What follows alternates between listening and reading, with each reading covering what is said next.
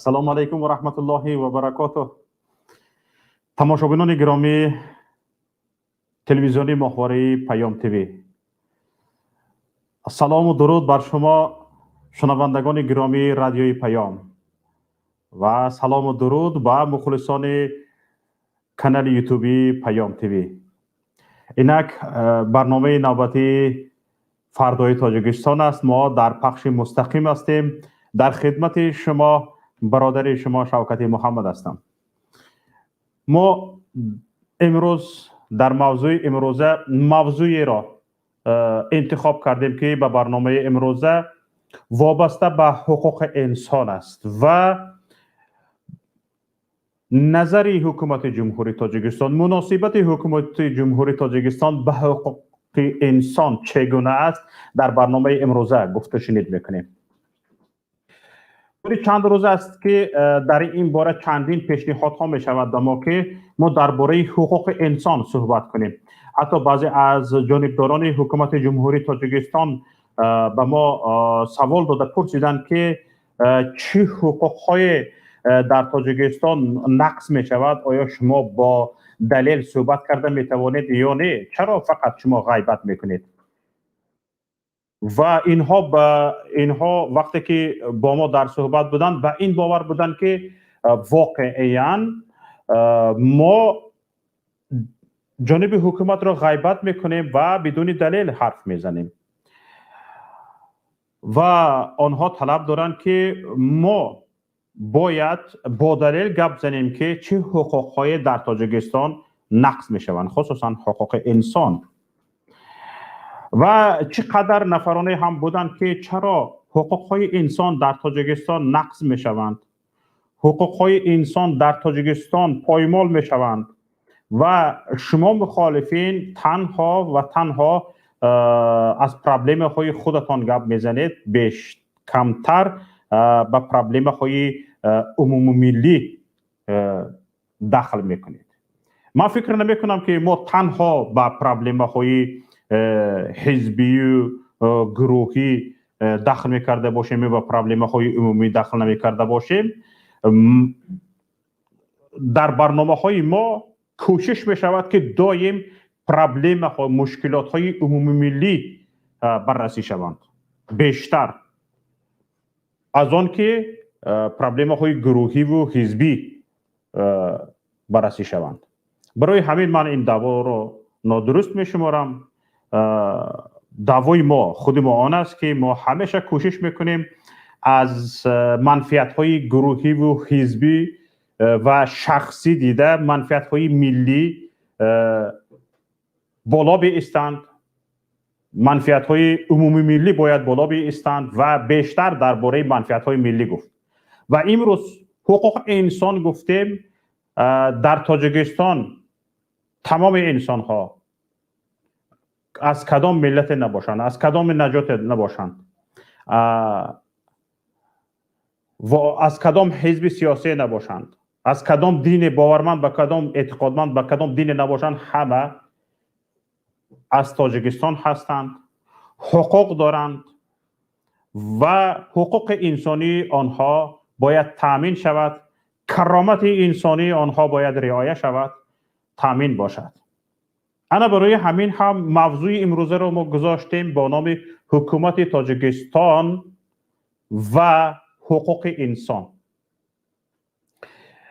تماشابینان عزیز، واقعا باعث تأسف است که اگر کنونسیون آید به حقوق کودک، کنونسیون بین المللی آید به حقوق کودک را، کنونسیون که تاجیکستان امضا مانده است، اگر بینگرید سر تا به پا حکومت جمهوری تاجیکستان نقض کرده است. سر تا به پا ماده به ماده خونده میفرایی، یگان ماده اش را حکومت تاجیکستان نقض نکرده نمونده است. من نمیدونم سازمان ملل متحد چگونه این اعضاش را، یعنی تاجیکستان و حکومت تاجیکستان را همین خیلی تماشا کرده می ایستد، از نقض قانون، از نقض کنونسیون چشم می پوشد و با این کشور مناسبت دیپلماتی دارد. بنگریم به سرقانون جمهوری تاجیکستان.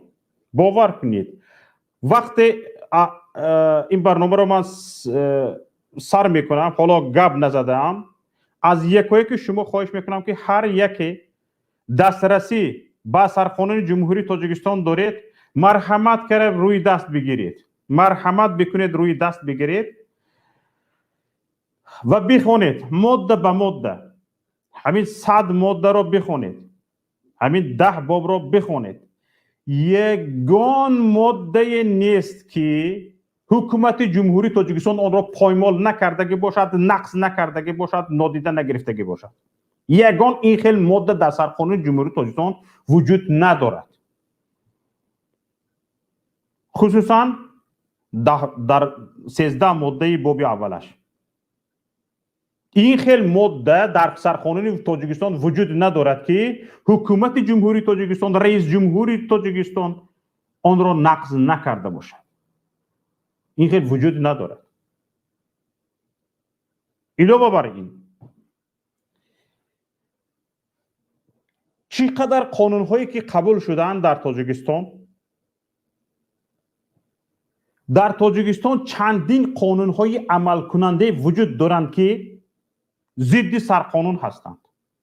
حال آنکه یگان قانون تاجیکستان نباید مضمون محتوای طلباتش زیر ضد سرقانون کشور باشد. نباید این گونه قانون هایی که به سندهای حقوقی بین المللی تاجیکستان امضا کرده و سرقانون تاجیکستان ضد معنا هستند باید عملی شوند، عمل کنند در تاجیکستان. لیکن سرقانون جمهوری تاجیکستان عملی نمیشود هایی که مخصوص برای منفعت یک گروه معین هستند آنها عملی میشوند. آنها نیست وقتی که یک چیز ضد سرقانون شد، ضد سندهای حقوقی بین المللی تاجیکستان امضا کرده شد، طبیعی است که پر از نقصان است، طبیعی است که پر از کمبودی هاست. قانون، عمل به قانون، قانون شکنی است. یعنی یک عمل به قانونی که ضد کنستیتوسی است او قانون شکنی حسابیده می شود. دلخواه عمل به قانونی که طلبات آن قانون، پرینسیپ آن قانون با پرینسیپ سرقانون جمهوری تاجیکستان و سندهای حقوقی بین المللی که تاجیکستان با آن امضا گذاشته است ضد معنا می باشد، پرینسیپش ضد می باشد، طلباتش ضد می باشد، آن قانون، عمل به آن قانون جنایتکاری است در اصل. اما در عمل چی است؟ در عمل قانون تاجیکستان بند به بند، ماده به ماده، باب به باب نقض پایمال شده است و از طلبات سرقانونی جمهوری تاجیکستان منفیت یک گروه معین انیخترش رئیس جمهوری تاجیکستان امامعلی رحمان با اهل عائله‌اش از سرقانون، از سندهای حقوقی بین المللی تاجیکستان امضا کرده بالا می‌ایستند. ما به همین حال آماده رسیده ایم. ما در همین حال قرار داریم. اکنون وقتی که در همین حال قرار داریم آیا می شود از حقوق انسان حرف زد؟ وقتی که می گوییم که در نزد قانون همه برابرند اما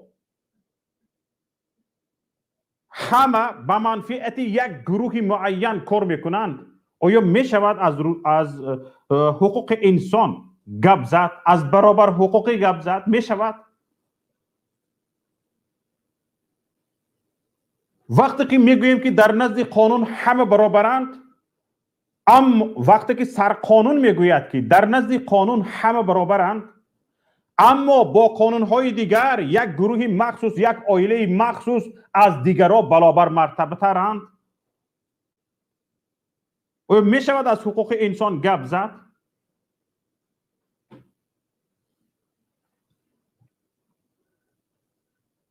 انا برای همین هم تماشابینان عزیز وقتی آن رسیده است که هر یک نفر، هر یک فرد تاجیکستان باید این را بداند که ما در تاجیکستان حقوق داریم یا نداریم.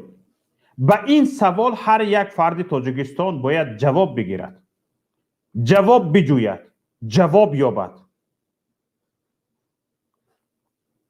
حالا در تاجیکستان انمی کمانده امام علی رحمان ماکسیموم 4000 نفرند. ماکسیموم 4000 نفرند با شعار پرتایی و نظر فریبی ها به گوش مردم اگرا آویزان کرده اند و از حقوق گم میزنند، از برابر حقوقی گم میزنند، از حقوق بنیادی تاجیکستان، از دموکراسی تاجیکستان، از اجتماعی بودن دولت تاجیکستان صحبت میکنند. درست است که از روی سرقانون جمهوری تاجیکستان، قانون جمهوری تاجیکستان ماده 1 سرقانون جمهوری تاجیکستان ماده 1 میگوید که جمهوری تاجیکستان دولت صاحب اختیار، دموکراتی، حقوق بنیاد، دنیوی و یگانه می باشد. اما آیا این پرینسیپ های دولتداری جمهوری تاجیکستان در عمل پیاده است یا نه؟ اگر در عمل پیاده نباشد این قانون شکنی است یا نه؟ اگر در عمل پیاده نشد اولین ماده سرقانون جمهوری تاجیکستان طول 30 سال است، از سال 1994 به این سو حساب کنیم قریب 30 سال می شود. 27 سال است یک کم ماده سرقانون جمهوری تاجیکستان در عمل پیاده نشده است. یک کم ماده سرقانون جمهوری تاجیکستان. ببینید تاجیکستان دولت اجتماعی بوده، تاجیکستان دولت اجتماعی بوده برای هر یک انسان زندگی ارزنده و انکشاف آزادانه را فراهم میکنه، فراهم کرده است. طول این 27 سال این طرف فراهم کرده است. اقلا ماده یکم در تاجیکستان پیاده نشده است، در عمل پیاده نشده است. حالا به این مسئله در برنامه های گذشته من در این باره گفته بودم، لیکن حالا به این مسئله باز هم برمیگردیم. قانون دیگر، ماده دیگری سرقانون جمهوری تاجیکستان این را بیشتر شرح میدهد. خواهش میکنم کسانی که به گوشتان این حکومت جمهوری تاجیکستان اگرا آویزان کرده است و شما جانبداری از همین حکومت جمهوری تاجیکستان میکنید، خیر شما شاید وقتتان نشود سندهای بین المللی حقوقی که جمهوری تاجیکستان به آن امضا کرده است آن را بخوانید، به آن صرفا بروید، لیکن خواهش میکنم شما سرقانون جمهوری تاجیکستان را به دست بگیرید. یک بار خواه کارمند حکومت باشید، خواه کارمند مکتب آموزگار باشید، کارمند پروکراتور باشید که نظارت قانون در عهده شماست، در گردن شماست، یک بار سرقانون جمهوری تاجیکستان از بالا تا پایین درباره حقوق انسان خوانده فرایید، پس پایین فرایید. کدام ماده را در عمل میبینید؟ پایمال از جانب کی؟ علم آورش اینجاست. از جانب کی پایمال می شود؟ از جانب شخص اول کشور، رئیس جمهور وقتی که قانون پیشوای ملت، اساسگذار صلح و وحدت پیشوای ملت را به امضا میبرند، در اونجا نشان داده شده است این قانون ضد سرقانون است. در نزد قانون همه برابرند، هیچ کس استثنا نیست، استثنا نیست، همه برابرند. اما به این قانونی که یک نفر را استثنا میکند ضد سرقانون، به او خود رئیس جمهور امضا میگذارد. و او خود رئیس جمهور امضا گذاشته است. خودش را یک شخص استثنایی کرده است، اهل و عائله‌اش را از جوابگری جنایی آزاد کرده است. و همین خیل وقتی که رئیس جمهور نفری که کفیل حقوق انسان باشد خودش را از مردم استثنایی می حسابد، خودش را از مردم استثنایی میکند و به همین قانون خودش امضا میکند، جنایتکار رقم یک کی میشود؟ همین نفری که خودش را از مردم شخص استثنایی میداند. بله، همین وجدانت را خواه خورد رئیس جمهور. وقتی که همین قانون را پیش تو بردن، گفتن که قانون را فرض کردیم بگذار این فرمان تو نبود، برای خودت نبود، بگذار این فرمان این را لگن بردارانی تو در پارلمان، در مجلس ملی گرفتن، امضا کردن به نزد تو آوردن، گفتن که این قانون باید پیاده شود. این قانون جمهوری تاجیکستان اساسگذار صلح و وحدت ملی، پیشوای ملت است. در اینجا عائله شما را ما از جوابگری جنایی آزاد کردیم، خودتان را شخصی استثنایی کردیم و شما می توانید تا مردنتان می توانید پرزیدنت باشید، هیچ کس جای شما را نگیرد. شما با یگان جنایتی کردگیتان جواب نمیتید، نه فقط خودتان بلکه اهل عائله‌تان به یگان جوابگری جنایتی کشیده نمی شود و تعقیب نمی شود. شرم نه، حیا نه. نفری که به همین قانون خودش را شخصی استثنایی کرده امضا کرده است، در همونجا دستش نلرزیده است، نگفته است که این سرقانون، بر بالای سرقانون من دست مونده، قسم یاد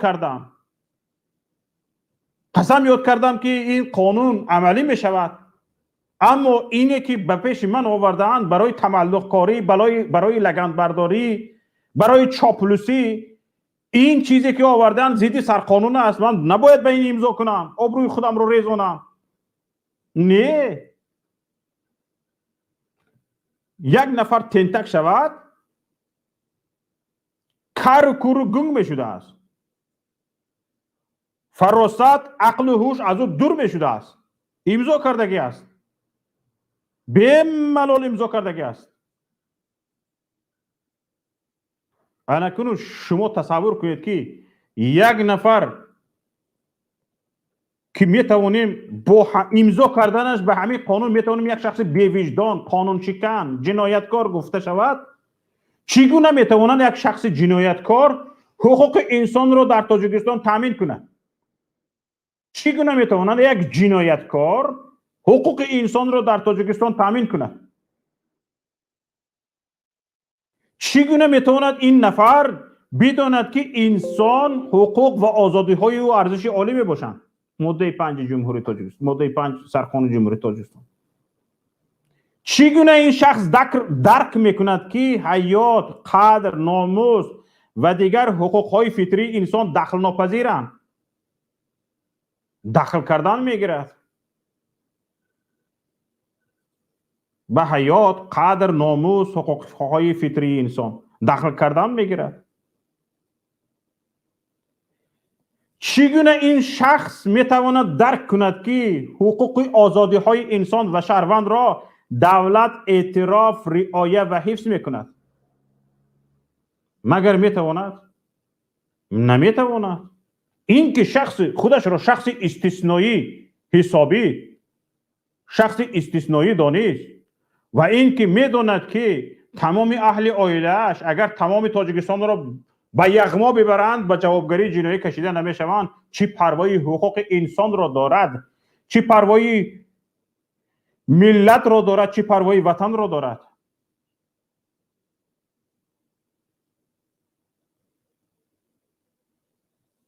حالا ببینید تماشابینان عزیز، هموطنان گرامی، آنهایی که ما را حالا از تلویزیون ماهواره پیام تیوی تماشا میکنید، آنهایی که ما را از رادیوی پیام میشنوید و آنهایی که ما را توسط شبکه یوتیوبی پیام تیوی میبینید، خواهش میکنم این نوار ما را به دیگران نیز بفرستید. خواهش میکنم تگمه لایک را پخش کنید تا دیگران نیز از این برنامه ما باخبر شوند. به این برنامه ما وارد شوند و فکر و اندیشه های خود را ابراز کنند. این منبر آزاد است، می توانیم همجایی این برنامه را گرفته بریم. به هر یک نفر شما اگر میخواهید، اگر خواهش دارید، اگر یگان چیز گفتنی هستید در این باره، به نهایت ضرور است، به نهایت ضرور است. ببینید به ملال این نفر که خودش را یک شخص استثنایی می حسابد، کجا پروا دارد که تاجیکستان باید حدودش تقسیم نشونده باشد. به ملال گرفت برد و خطای داد.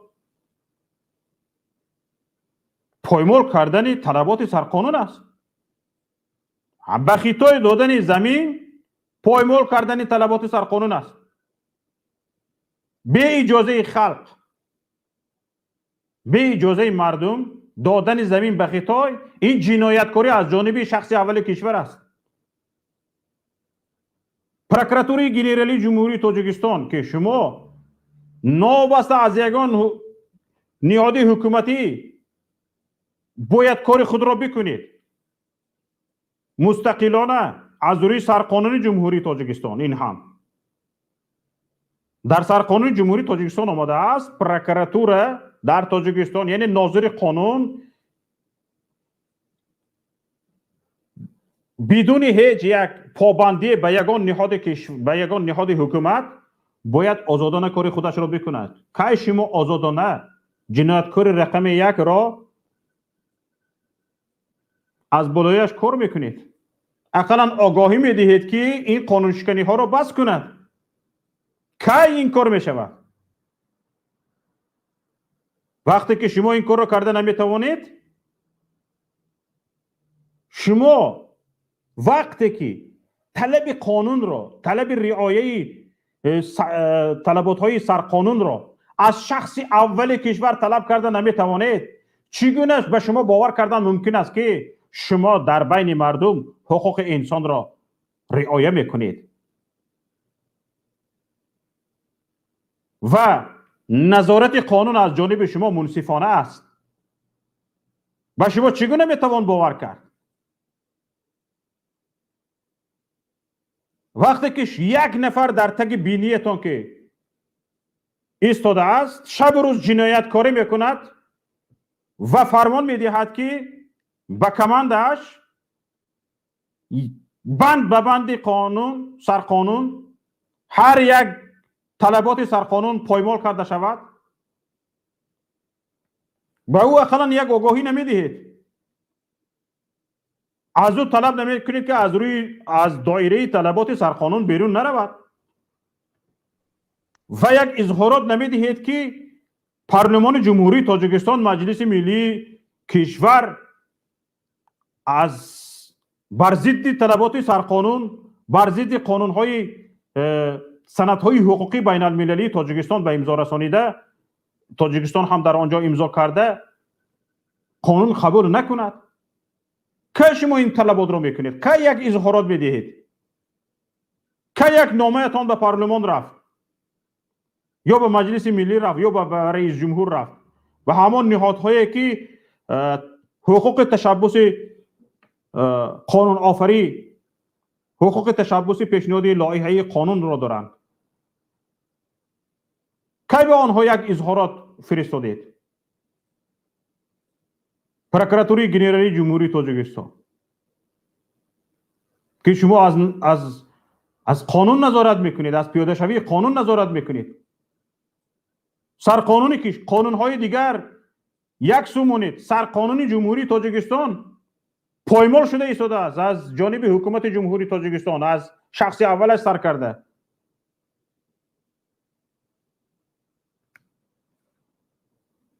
شما رنگ یک کلاون در همونجا نشسته بینای پردبدبه در تمام ولایت، ناحیه ها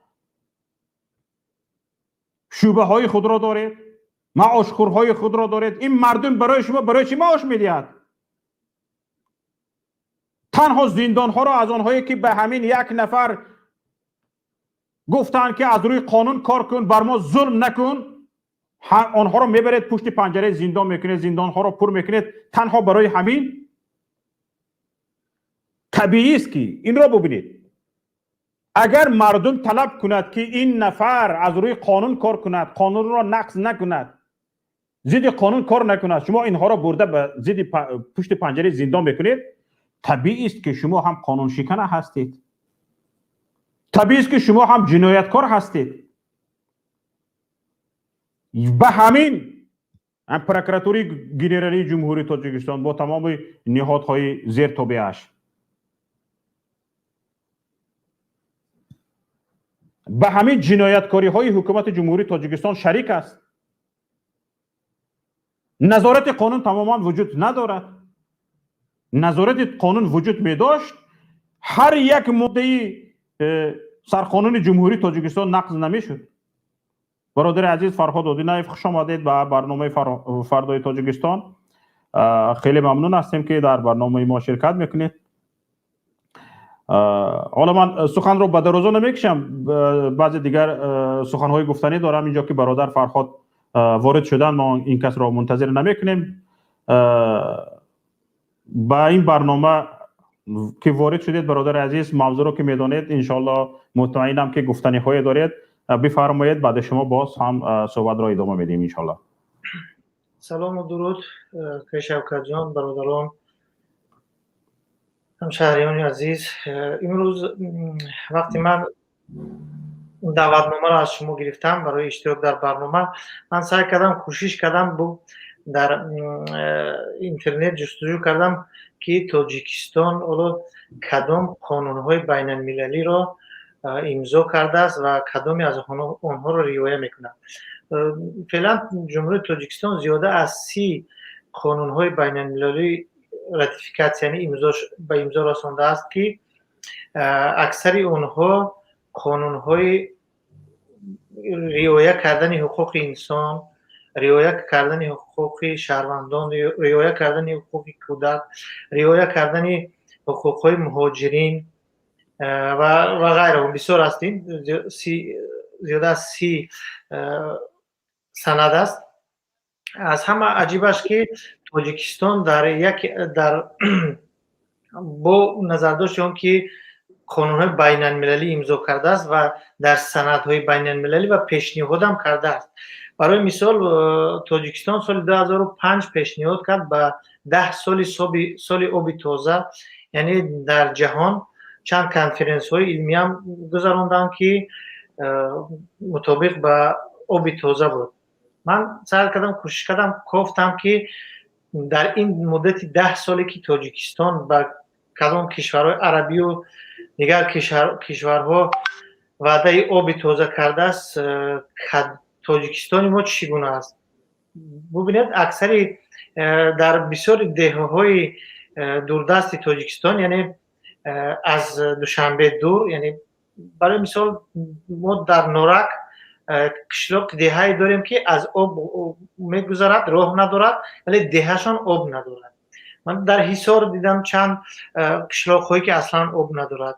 یعنی ما برای جامعه بین المللی 10 سال آب تازه پیشنهاد کردیم ولی در کشور خودمون آب نوشاکی نداریم و کشور عربی آب تازه، آب نوشاکی پیشنهاد میکنیم، در کشور خود آب نوشاکی نداریم. دیدیم با سندهای اساسی که تاجیکستان به خاطر گرفتن گرانت و قرضهای دراز مدت و قرضهای بی بازگشت سندهای امضا کرده است. اساس اینها سندهای حقوق انسان است، رعایت حقوق انسان، رعایت حقوق زن، رعایت حقوق کودکان. اما در اصل چی میبینیم؟ در اصل تاجیکستان دیگر تمامی سازمان‌های بین المللی که در تاجیکستان فعالیت میکنن، اونا همشون در گزارششون گزارش میتین که اگر می گزارش اون مجموعه ارگانیزاسیونی که در تاجیکستان فعالن، اونا رو اگر ببینیم، یک گروه اونها در گزارششون میگه که تاجیکستان حقوق انسان رو رعایت میکنه. در همش از پایمال شدن حقوق انسان خبر داده میشه.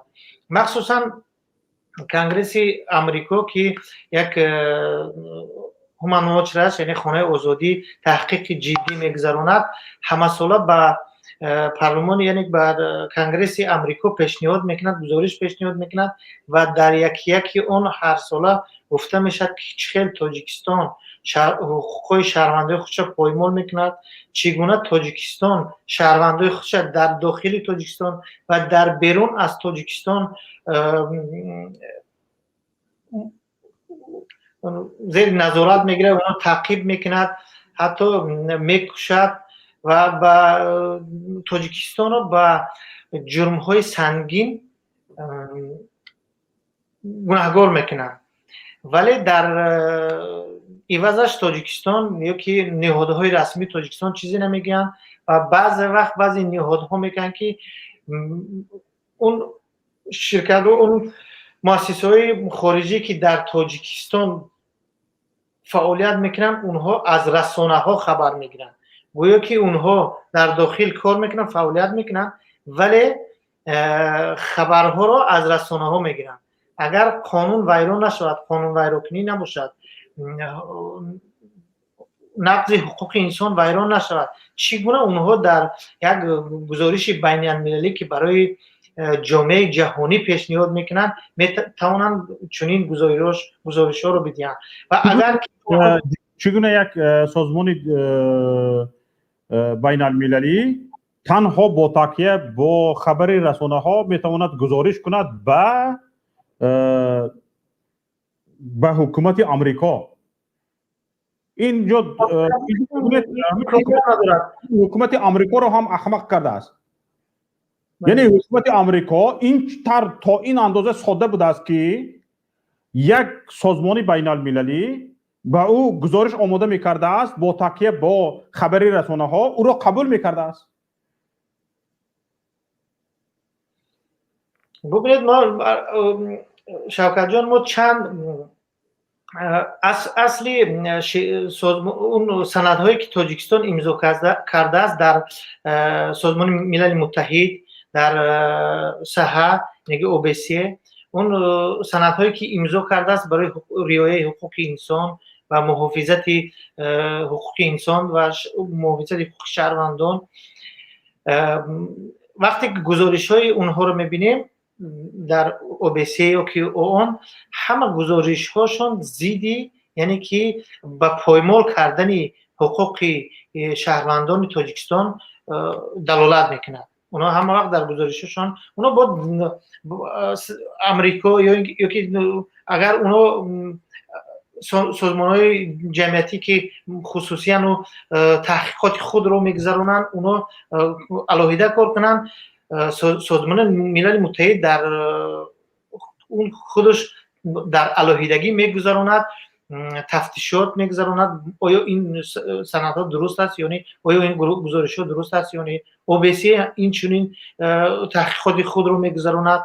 اگر در اونجا خطایی هم بیاوند دیگر اونها از گرند محروم میشوند، سالانه با اونها گرند نمیتونن برای این تحقیقاتشون. یعنی یک چیز معمولی است که اونها درست میگویند و تاجیکستان هم واکنش زیادی نشان میده. برای مثال اگم به مثل کارمندان پیشینه، یعنی مثل سیفلو سفر و بعضی دیگرها، همین خیلی یک نظر میتونن و خلاص، دیگر از اون چیزی جدی واکنش جدی نشان داده نمیشه، چون میدونند که این قانون ها در حقیقت پایمال شده است و بیشتری وقت سازمان ها از حقوق ویرانکنی دینی، یعنی که باوری دینی شهروندان تاجیکستان خبر میدن که تاجیکستان کلا در این 6-7 سال اخیر در همه گزارش ها حقوق دینداران را ویران کرده است.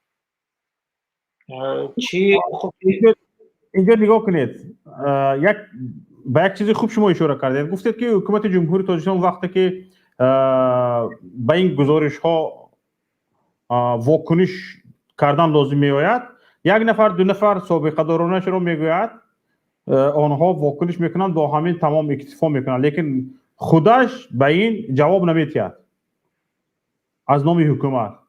یعنی این نشانگری آن است که خود حکومت یعنی قبول دارد که همین خیلی سرکوبگر است، حقوق انسان رو نقض میکند. به همین معنا قبول کرده شدنش ممکن است به فکر شما؟ ولی درست است این 100% همیشه است، چون اونها گپی گفتنی ندارن. اگر گپی گفتنی هم می‌داشتن، برای مثال اگر که ترکیه را اگر مثال بیاریم، برای مثال ترکیه را همه ساله تنقید میکنن برای پایمال کردن حقوق همجنسگرایان.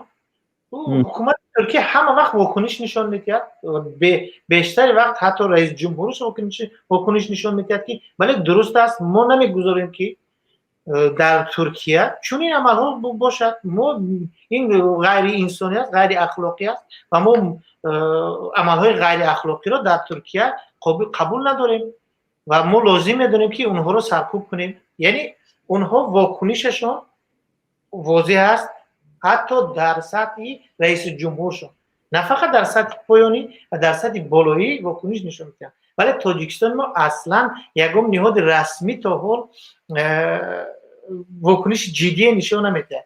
خب یگم نامه می‌نویسه یا که در سوال یگم ژورنالیست در یگم جواب خب یک نظر نداشته جواب میتیم با همین خلاص جانشون با همین، یعنی که در این مسئله جدی و خیلی میکنن و همین اقلا 5 سال اخیر رو انالیز کردم. در حقیقت در این 5 سال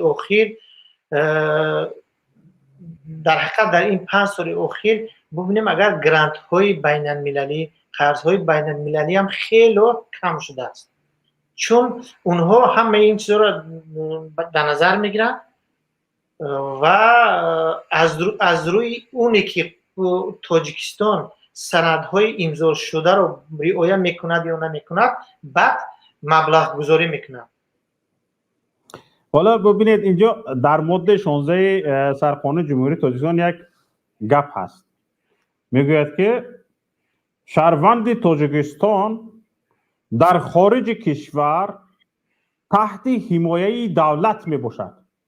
ولی این در سرقانون نوشته شده است. در سرقانون نوشته شده است ماده 16 در خارج کشور تحت حمایه دولت می باشد. آیا همین چیز در عمل وجود دارد؟ این نه فقط در سرقانون نوشته شده است و این در قانون‌های بین المللی هم نوشته شده است که هر یک حکومت واگذار، یعنی که او ابیاز نیست و وظیفه است که شهروندای خود رو در خارج هم محافظت کنند. این یک چیزی عادی است، اینا همه میدونن. ولی ما چنین میدونیم تاجیکستان اصلا شهروندای خودش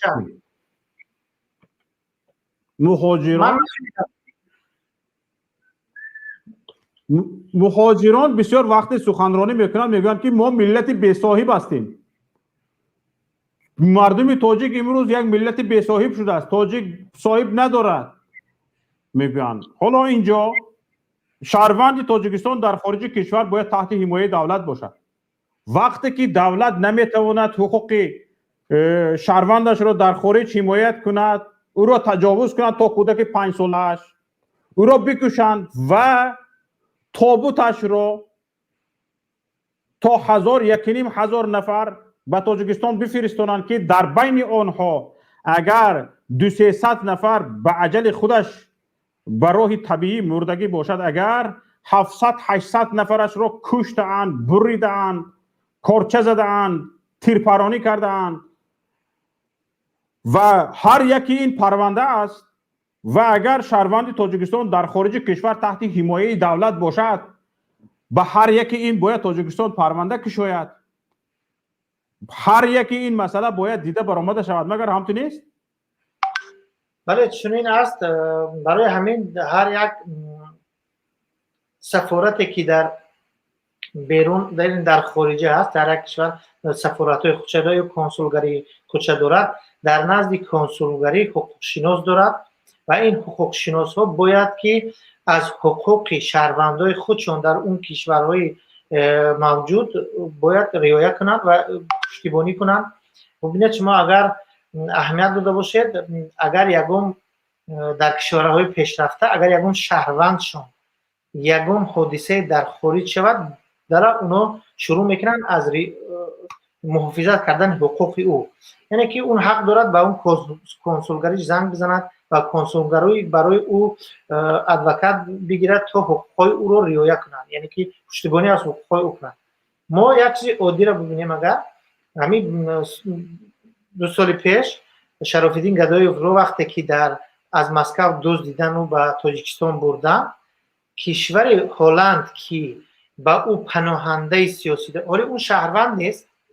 نه حقوق یک مهاجری که در کشور او مهاجر شده است و او را پناهندگی داده است، چگونه حقوق اون را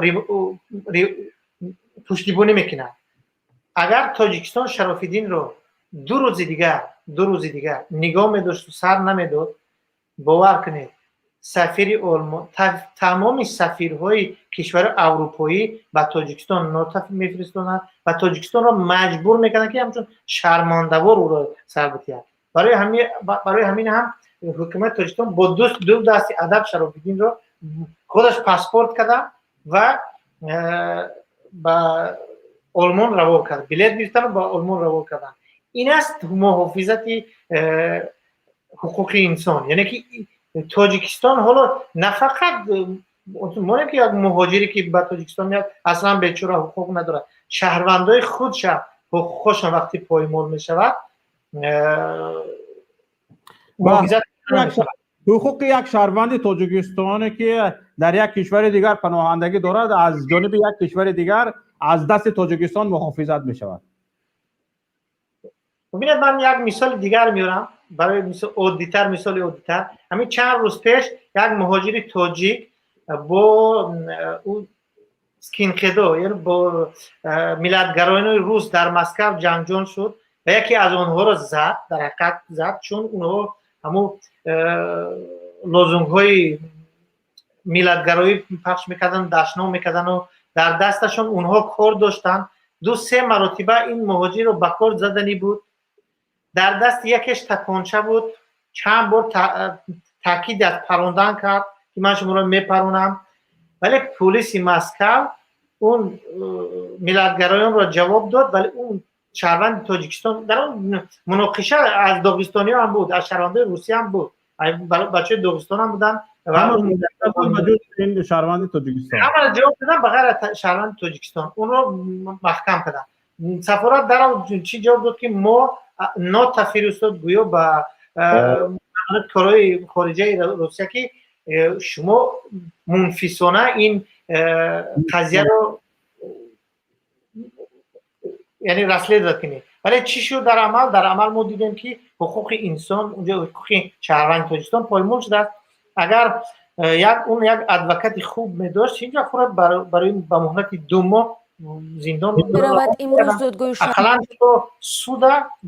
اقلا تو سود اون میتوانست که در آزادی باشد، چون او از خود محافظت کرده است. او با نفری حمله نکرده است، اون بسکینخدو اون حمله نکرد. اون یعنی ملیت‌گرایان بودن که با اونو حمله کردن و ما بارها دیدیم که صدها شهروند تاجیکستان از دست این ملیت‌گرایان کشته شدند. ما حتی دیدیم که چهل ملیت‌گرایان روس سر بچه تاجیک را بریدن. اون یک بدبخت بود با لقب تیسک. بعد گذشت چند سال اون تیسک را به حکومت جمهوری تاجیکستان دعوت کرد، به تاجیکستان با اون ضیافت کرد. خب قضیه اون دیگه معلوم است، اون گریخ رفت به کوبا، از روسیه گردون آوردش برای جنایت‌های صادر کردهش. اون اخیر فعلا در زندان از دنیا گذشت. یعنی که تاجیکستان ما، حکومت ما نه فقط محافظت کردن نمیتونه خوی شرمنده بشه، بلکه باز اون جنایتکارانی که هست از اونها نمیدونم یک لگن برداری میکنن، مثل به تملق آموخته شده. ببینید دیپلمات از مناسبت بین المللی این چیزی دیگر است، لیکن ببینید همین ولادیمیر ژیرینوفسکی بله پرزیدنت ما رو تاخیر کرده بود. هم پرزیدنت ما امام علی رحمان بود، پرزیدنت ما رو تاخیر کرده بود. هرچی هم باشد بر روی غیر قانونی آمده است، با روی انتخابات تقلبی آمده است، حالا پرزیدنت تاجیکستان دانسته می شود و با او کشورهای جهان همچون پرزیدنت تاجیکستان مناسبت دارند. و ببینید همین نفر پرزیدنت ما رو تاخیر کرد. یگانه شخصی که در پارلمان به این واکنش کرد این رهبر حزب نهضت اسلامی تاجیکستان موحدی کبیری بود که گفت که اوه مردم پرزیدنت ما رو تاخیر کرده ایستادند. باید جوابش رو بگیرد. همه به دهان کلوخ انداخته بوده. حالا ببینید وقتی که نه مردمی عادی نه مردمی قطاری نفر یکی کشور حقوقش پایمال می شود، نه فقط حقوقش پایمال می شود، حتی تحقیر می شود، حکومت جواب نمی گوید. برعکس جایش باید پیشواز می گیرند، با پیشوازی او دوشیزگان دختران جوان را می برارند، بانان و نمک می برارند، جایش بیاید. این بلا و پسش. حالا ببینید از این گونه بی‌غیرتی حکومت تاجیکستان حالا ملت رنج میبرد، ملت رنج میکشد. ببینید وقتی که میگویید که در سرقانون آمده است که شهروند تاجیکستان در خارج کشور تحت حمایه دولت میباشد، وقتی که در تحت حمایه دولت قرار نمیگیرد، این به سبب کارناشایمی یا ناعهده‌برایی حکومت وقتی که تحت حمایه دولت قرار نمیگیرد، این نشانگری آن است که این حکومت از عهده حکومت داری ان همین کماند نمیبراید. مگر همین خیلی نیست؟ یعنی وقتی که شما طلبات سرقانون رو پیاده کرده نمیتوانید، چگونه حکومت داری میکنید؟ یگان طلبات سرقانون با فعالیت شما عملی نمیشود. یعنی شما از خود طبق قانون، طبق طلبات قانون از خود بی‌عملی نشان میدید. یعنی این رو در زبان قانونگذاری بی‌عملی میگویند. از خود بی‌عملی نشان میدید. از خود بی‌عملی نشان دادنی هم رئیس جمهور هم کمانده‌اش، این عاقبتش این باید شود که اینها باید به استعفا بروند، چون که طلبات قانون رو برای پیاده کردن از خود ببینید. اگر همین بند به بند سرقانون جمهوری تاجیکستان رو همین خیل گرفته فراریم همین خیل، هر یک بندش، هر یک مادهش نقض شده است از جانب همین حکومت جمهوری تاجیکستان. حالا ببینید، حالا ما رو انا همین نفرانی که جانبداری انا همین حکومت قانون شکن هستند، انا همین حکومت جنایتکار هستند، ما رو شنیده ایستادند و در همین برنامه ببینید جسارتی برآمده گفتن این را ندارند که ما خطا میکنیم و قانونهای جمهوری تاجیکستان در حقیقت پیاده شده ایستادند، در عمل هستند. جرأتش را ندارند در این بین مردم برای گپ زنند. بعد نویسن رو سر میکنن، های ما تو رو این خیل میکنیم، های ما تو رو این خیل میکنیم. چون شما از دستتون فقط همین جنایتکاری میگوید، این یعنی شکستن، ریختن، به زندان انداختن، پاره کردن، دزدیده بردن، فقط همین کارو میگوید و میدونید که بجز همین جنایتکاری از دستتون دیگر چیز نمیباید، به زبانتون هم بجز همین دیگر هیچ چیز نمیباید. یعنی شما با راه آسایشته هیچ کاری از دستتون نمیباید، هیچ کاری از دستتون نمیباید. انا برای همین هم حالا بر اینید که فقط هر کسی که بر ضد شما گپ زد او را زدن در کار، شکستن در کار، ریختن در کار، پاره کردن در کار، با تاجیکستان دزدیده بردن در کار. یک نفر وارد شدن که ببینیم چی میگن، نامشون کبیر است بفکرم. کبیر بفرمایید. بله صدا میاد؟ میبیاد صدایتون. سلام علیکم. و علیکم السلام و رحمت الله و برکاته. برادر، ما یک چند وقت شد که شما رو تعقیب میکنم و مخالفین هم تعقیب میکنم. خیلی صحبت از دموکراسی و آزادی میآید. حرف شما درست است که هر کس دموکراسی و آزادی رو میخواد، ولی تا جایی که من دیدم اول خود مخالفین خودشان مراعات نمیکنن همین دموکراسی و آزادی را. به خاطر ازی که در برنامه گذشته شما که آقای شفی بود، وقتی که یک چند سخنرانی کرد همیتونم نشسته بودین، در آخر اقبال صدرالدین گفت ما به کسی اجازه نمیتیم که در امور داخلی و سیاست ما مداخله کنه در تاجیکستان. چرا؟ گفتی فقط برای تاجیکا هست. حالا شما که نه رئیس جمهور هستید نه وزیر هستید، هیچ چیز نیستید، پس چطور بر دیگرها حق نمیتین که یک اظهار نظر بکنه در حالی که خودتان همه چیز میتونین بگویین؟ حتی فکر نکنم که در قانون یوتیوب هم این مجاز باشه که یک ملیت بگویی که شما اجازه نداری و ملیت دیگه اجازه داره صحبت بکنه. حالا وقتی که ما از دموکراسی صحبت میکنیم، پس باید اول بگذاریم که دیگرها هم صحبت بکنن. هر وقت که موضوع دموکراسی میشه با خودمون دموکراسی قائل هستیم، بر دیگران نه. یکی. دوم، خیلی موضوعات است که اگر شما بالای یک شخص یک چیز را ادعا بکنین، تا وقتی که یک چند نفری که از اون شخص است و در اون کشور معلومات داره به اندازه کافی نباشه، شما میتونین یک طرفه خیلی صحبت بکنین، ولی چون از اونا کسی نیست نمیتونه از خود دفاع بکنه. خیلی چیزا رو مثلا شما اینجا میگین، ولی چون از طرف مقابل کسی نیست که دفاع بکنه، با او خاطر حقیقت در نظر آدم میاد. حالا شما از سازمان ملل هم صحبت کردین. اگر شما به بقای 1995 سربرینیکا بوسنیا برین، پیش روی سازمان ملل 5000 مردم بوسنیا کشته شدن. 7000، 5000 هم نیست. اگر به اینترنت مراجعه کنین، 8000 نفر پیش روی سازمان ملل پیش چشمشون هیچ کاری هم نکردن. وقتی از قماندانشون سوال شد، گفت ما مندات نداشتیم. پس وقتی که شما از عدالت صحبت میکنین، میبینیم که در پیش روی چشم سازمان ملل 8000 نفر کشته میشه، قتل عام میشه، هیچ خبری نیست. در برنامه شفیع عیار شما سوالایی را حتی مطرح کردین که خودتان جوابش میفهمیدین. به نظر من یک مخالف نباید سوالی را مطرح بکنه که بخواید طرف مقابل ضعیف بسازه ولی جوابش خودش بدانه. مثال خدمت شما عرض میکنم. آقای اقبال صدرالدین گفت که خود رئیس جمهور جیان نمیفهم فلانش گرفته، ما را منع کرده، در حالی که در فیلمی که از رئیس جمهور تاجیکستان امام علی رحمان هست، او به خاطر از اینکه خویشاوندا با هم دیگه که در اینترنت اگر شما مراجعه کنید به نام ازدواج اقارب نزدیک، اگر اینا با هم ازدواج بکنن اطفال معلول به دنیا میارن و این به خاطر همین معلول بودن اطفالی را منع کرده. ولی شما او را به حیث یک سوال مطرح کردین به خاطر که شفیع عیار اونقدر زیاد معلومات نداشت در اون باره و این نرمال است. معلومات شما در داخل تاجیکستان بیشتر است از ما کرده، این واضح است.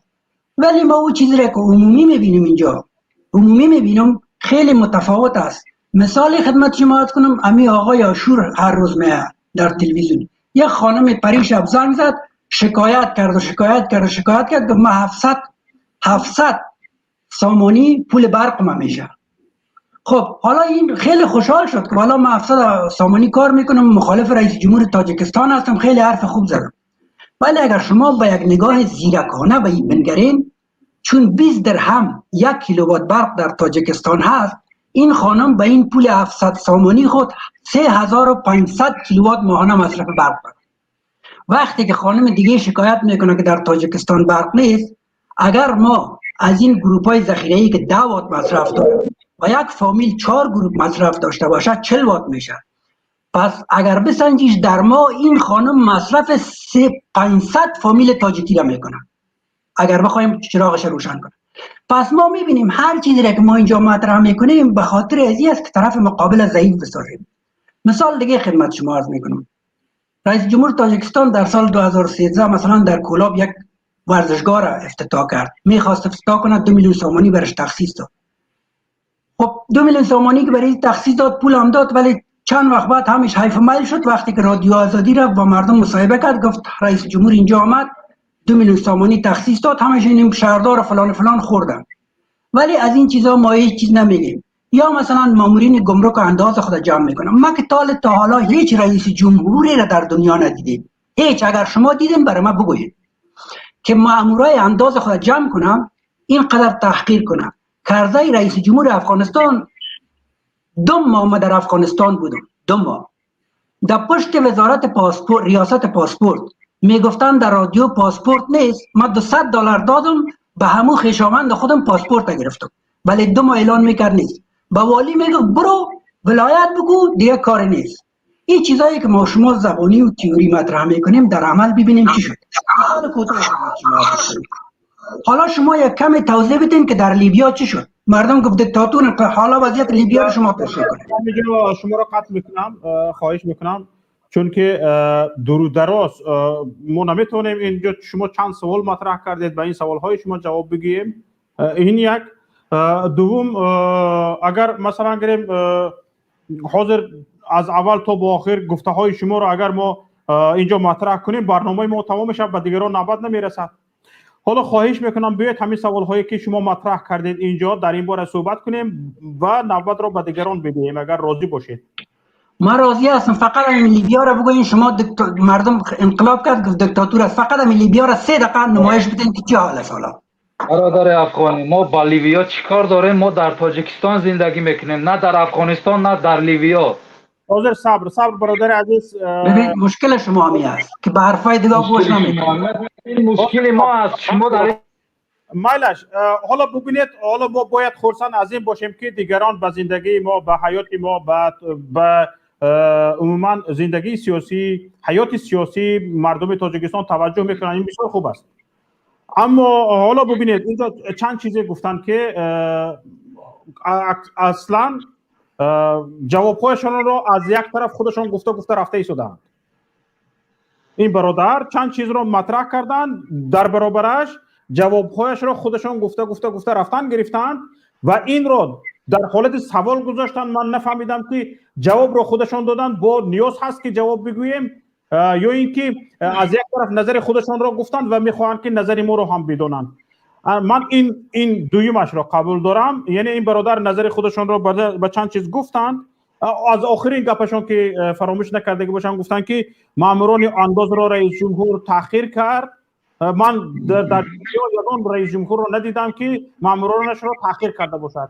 یعنی درست است در دیگر دنیا ماموران از جانب مردم تعیین کرده میشوند. هر رئیس جمهور به آنها این خیلی با تاخیر گپ زدن نمیتواند برای آنکه آنها از جانب مردم مامور شده اند، نه از جانب رئیس جمهور. در تاجیکستان مامورین از جانب رئیس جمهور تعیین میشوند، پروای مردم رو ندارند. رئیس جمهور میخواهد تعیینشون میکند، میخواهد تاخیرشون میکند، فرقی ندارد. حتی گفت که مثلا ها ببینید من شما در چه حال آمده بودید، من شما را به چه حال برساندم، این تگانهایتان را ببینید. گفته حتی منت کرده رئیس جمهور. او میتواند منت کرده برای اینکه او خودش آوردگی است اونها را از کوچه قپیده، از بالای خر داشته گرفته آورده به یک نهادی وزارت نشاندگی است. او این گپ را گفته میتواند. او را مردم انتخاب نکرده است، او را مردم تعیین نکرده است. برای همین است برادر عزیز که او رئیس جمهور میتواند تاخیر کند، میتواند بخیزاند، گپ بزند. ببینید برادر عزیز. شوکت جان بخشش یک دقیقه میبخشید، من یک سوال شدم برادر اول جواب بدم، بعد شما میتونید ادامه دهید. وای کبیر شما میتونید ویدیوتون هم گیران کنید؟ نه برادر، من لازم نمیبینم. همین صحبتی که ما شما میکنیم میفهم و تفهیم میشه، چه اشکالی داره؟ بسیار خوب، اشکالی نداره. ببینید برادر کبیر، شما من نمیدونم با چی مقصد از گفته شما من چنین درک کردم که شما از مسائل وسایل سیاسی تاجیکستان خوب بودرک هستید، چون تو اون خبردار هستید که پرزیدنت ما رفت در کلوب چی کرد. من درک ندارم ولی شما از اون درک دارید، یعنی خیلی خوب هستید. شما نمیدونم تاجیکستان زندگی میکنید یا هر کجایی که هستید خیلی خوب آگاهی دارید. این بسیار خوبه. همین شما از این برنامه ما چه داخل شده آقای کبیر؟ یک مشکلی داشت؟ نه مشکلی نداشت. پس همین برنامه ما رو میتونه از طرف حکومت هم وارد شود و همین گفته های ما رو رد کنن و با ما بحث کنن، میتونن؟ بله، من جواب شما رو میتونم اگه اجازه بدید. نه ببینید شما گفتید نوبت به من هست. میتونن، بله میتونن. اگر تنها یک کلمه از من لازم است بله میتونن. بله میتونن ولی نمیکنن. چرا نمیکنن؟ چون اونا جواب ندارن به سوالای ما، چون اونا با ما بحث کردن نمیتونن. شما امروز وارد شدید میتونید حرف سخنی خودتون رو بگید، شما رو کسی تحقیق نمیکنه سخنهای گفتگیتون. اونا هم همین کار رو میتونن ولی نمیکنن. چرا نمیکنن؟ چون میدونن که اونا قانون ها رو رعایت نمیکنن، قانون ها رو ویران میکنن. اون جلسه که اونها رو تحقیر کرد میگه اصلا پرزیدنت هم جلسه رو تحقیر کردن، ولی رئیس جمهوری ما میکنه تحقیر میکنه، چون اون یک شاه است که شاه میدونه و اونها رو همون یک سگوی پرخونه خودش هر تحقیری میخواه میکنه. حتی اگر شما اهمیت داده باشید در اون جلسه من میدونم شما چند خانه‌ای دارید، چند قیب پول کار میکنید، یعنی اون میدونه که اونها جنایت صادر میکنن، میدزدن، ولی باز اونها جزا نمیگیرن. بیشتر از این یک کارمندای گمرک همین خیلی یک اسپکتاکل گذرانده بود، یک صحنه‌چه گذرانده بود و یکی از اونها رو خیزوند گفت چند پول در شادهای خارجی دارید، چند ماشینی که مطبعه دارید، چند خانه دارید در خارج، چند خانه دارید. من همش میدونم همین که جوانی وگرنه 15 سال طول میکردم، فقط به خاطری که جوان بوده است اونو از جوابگری یعنی که به جوابگری نکشیدن. این است دولت داری. و شما مسئله لیبیا را برای ما مثال میارید، بسیار خوب. قذافی خوب بود، گنده بود، 20 سال زیاد حکمرانی کرد. اونی که به اختیار خودش نه کشور یک کشور دموکراتی در 40 سال یک کشور دموکراتی پیشرفت نکرد، ای بی قذافی بود که ای بی برادر افغان تاجیک. ما شما نگاریم یا که همون قذافی خودش وقتی تو در سر قدرتی 30 سال شد، 29 سال شد، امال رحمان رئیس جمهور است، در 29 سال ما چهره دیگر ندیدیم. یعنی که در تاجیکستان ما، در افغانستان جنگ زده شما در این 29 سال 5 تا رئیس جمهور کم شده علی شید، ولی در تاجیکستان ما یک چهره است که تاجیکستان ما دیگر فرزندانی ندارد که تواند رئیس جمهوری کرده، فقط رحمانوف میتونه تو اویله او خلاص. این از دموکراتی. شما از همین دموکراتی صحبت میکنید، از ما دموکراتی طلب میکنید، از رحمانوف حمایت میکنید. شما از کی حمایت دارید؟ از دیکتاتور؟ شما میخواید در افغانستان هم میخواید دیکتاتور باشه؟ شما میخواید؟ حالا ما اجازه صحبت کنم. دیگر بسته طالبان میاد دیکتاتور رو نشون میتید به شما چی هست. بعد میفهمید که وقتی که یک گروه اومد حکومت گرفت با قتل با کشتار، نگذاشت که شما حرف خودتون بزنید، نگذاشت که قانونهای موجوده کشورتون رعایت شود، بعد میفهمید دیکتاتور چی است. بفرمایید شوکت.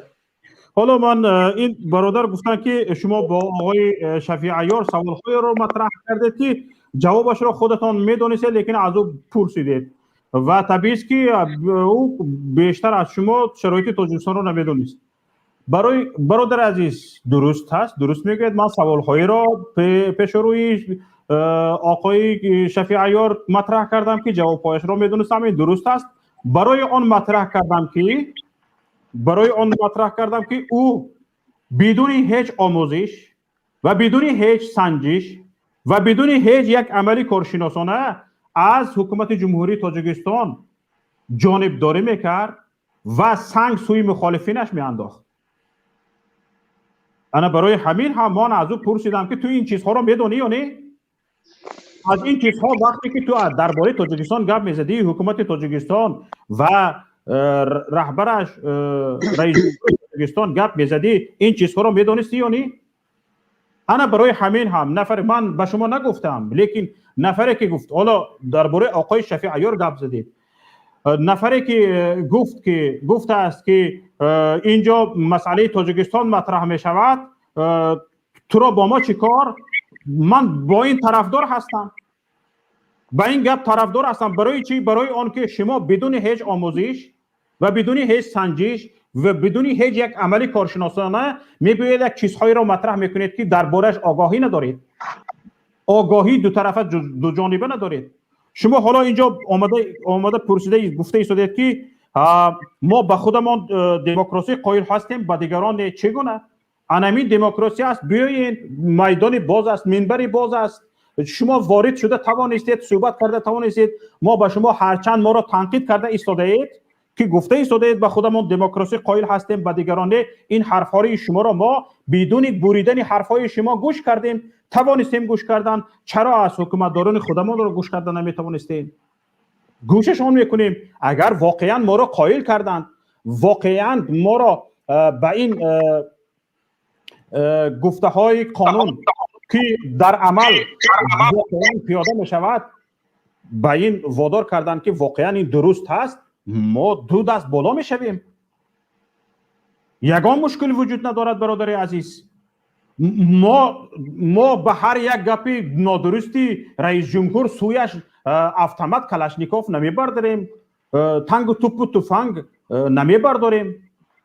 ما تنها طلب این رو داریم که با راه آسایشته بدون یگان خشونتی که در افغانستان هست، بدون یگان خشونت ما از رئیس جمهورمان، از حکومتمان این رو طلب میکنیم که قانونهایی که حقوق ما را دفاع میکند آن را باید رعایت کند. اگر رعایت کرده نتواند این نشانی کارناشایمی اوست.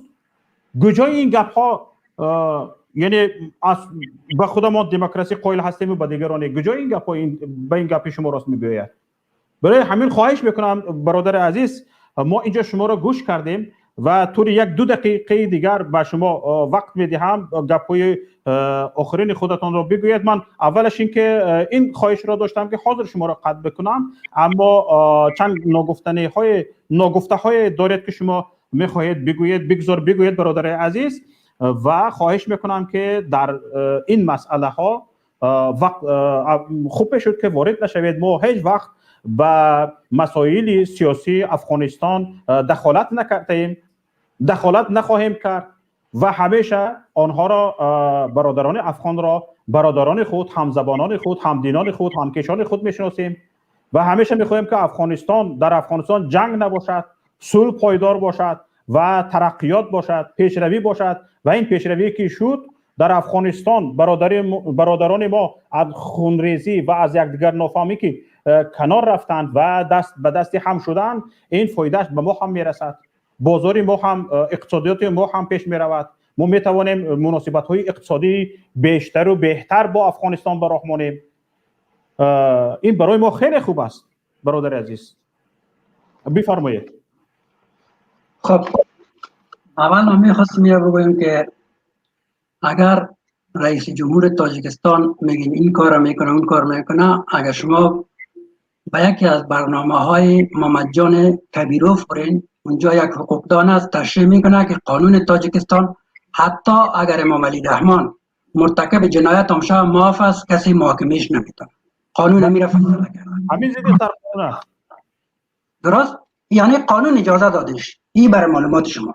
دوم، ما از یک رهبر یک حزب در قانون برادر عزیز، ما از یک رهبر توقع از زیر دارم وقتی که میاد راجع به مشکلات مردم صحبت میکنم واقعا چیزی را که میگه حقیقت داشته باشه.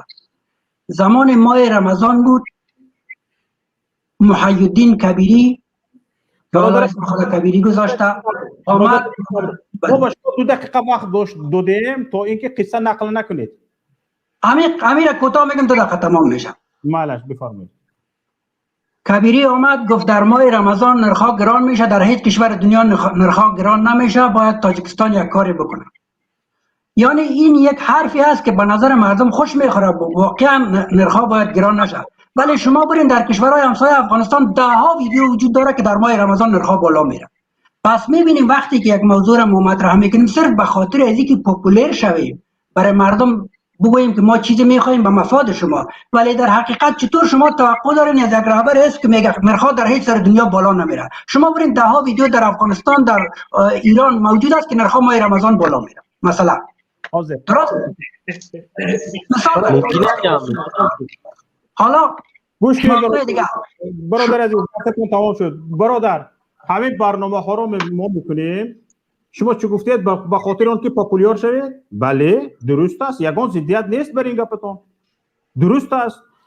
تا اینکه شناخته نشوید، تا اینکه حرفایتون به حرفایتون مردم گوش نکنند، تا اینکه حرفای شما در بین مردم پراکنده نشود، پدیلیت نشود، مردم از کجا میفهمد که در دنیا این خیلی گپا هست، در قانون جمهوری تاجیکستان این خیلی گپا هست؟ بله درست است برادر عزیز، یگان گپتون مشکل ندارد، ما به این گپتون ضد هم نیستیم برادر عزیز. اما مقصد فرق میکند برادر عزیز. مقصد ما از این گفته ها مثل نظرهای شما نیست. مقصد ما از این گفته ها این است که برادر عزیز ملتمان با خبر شود که واقعا این مناسبتی که حکومت جمهوری تاجیکستان به مردمش میکند، یعنی قانون شکنانه مناسبت میکند، این همان است که یک رسمی حکومتداری همین است؟ نه، این قانون شکنی است. سرقانون این را نفرموده است، طبق سرقانون نیست، طبق قانونهای جمهوری تاجیکستان نیست. این جنایتکاری است. این جنایتکارانه حکومتداری میکند و نباید این جنایتکاری شود. حالا ببینید برادر عزیز، همین حکومت امروزی جمهوری تاجیکستان از قانون شکنی دست میکشد، از جنایتکاری دست میکشد و در تاجیکستان یک حکومت قانون محور پیاده باشد، حکومت تواند قانون را در تاجیکستان پیاده کند. ما با این حکومت هیچ مشکل نداریم برادر عزیز، با فرق از شما در افغانستان.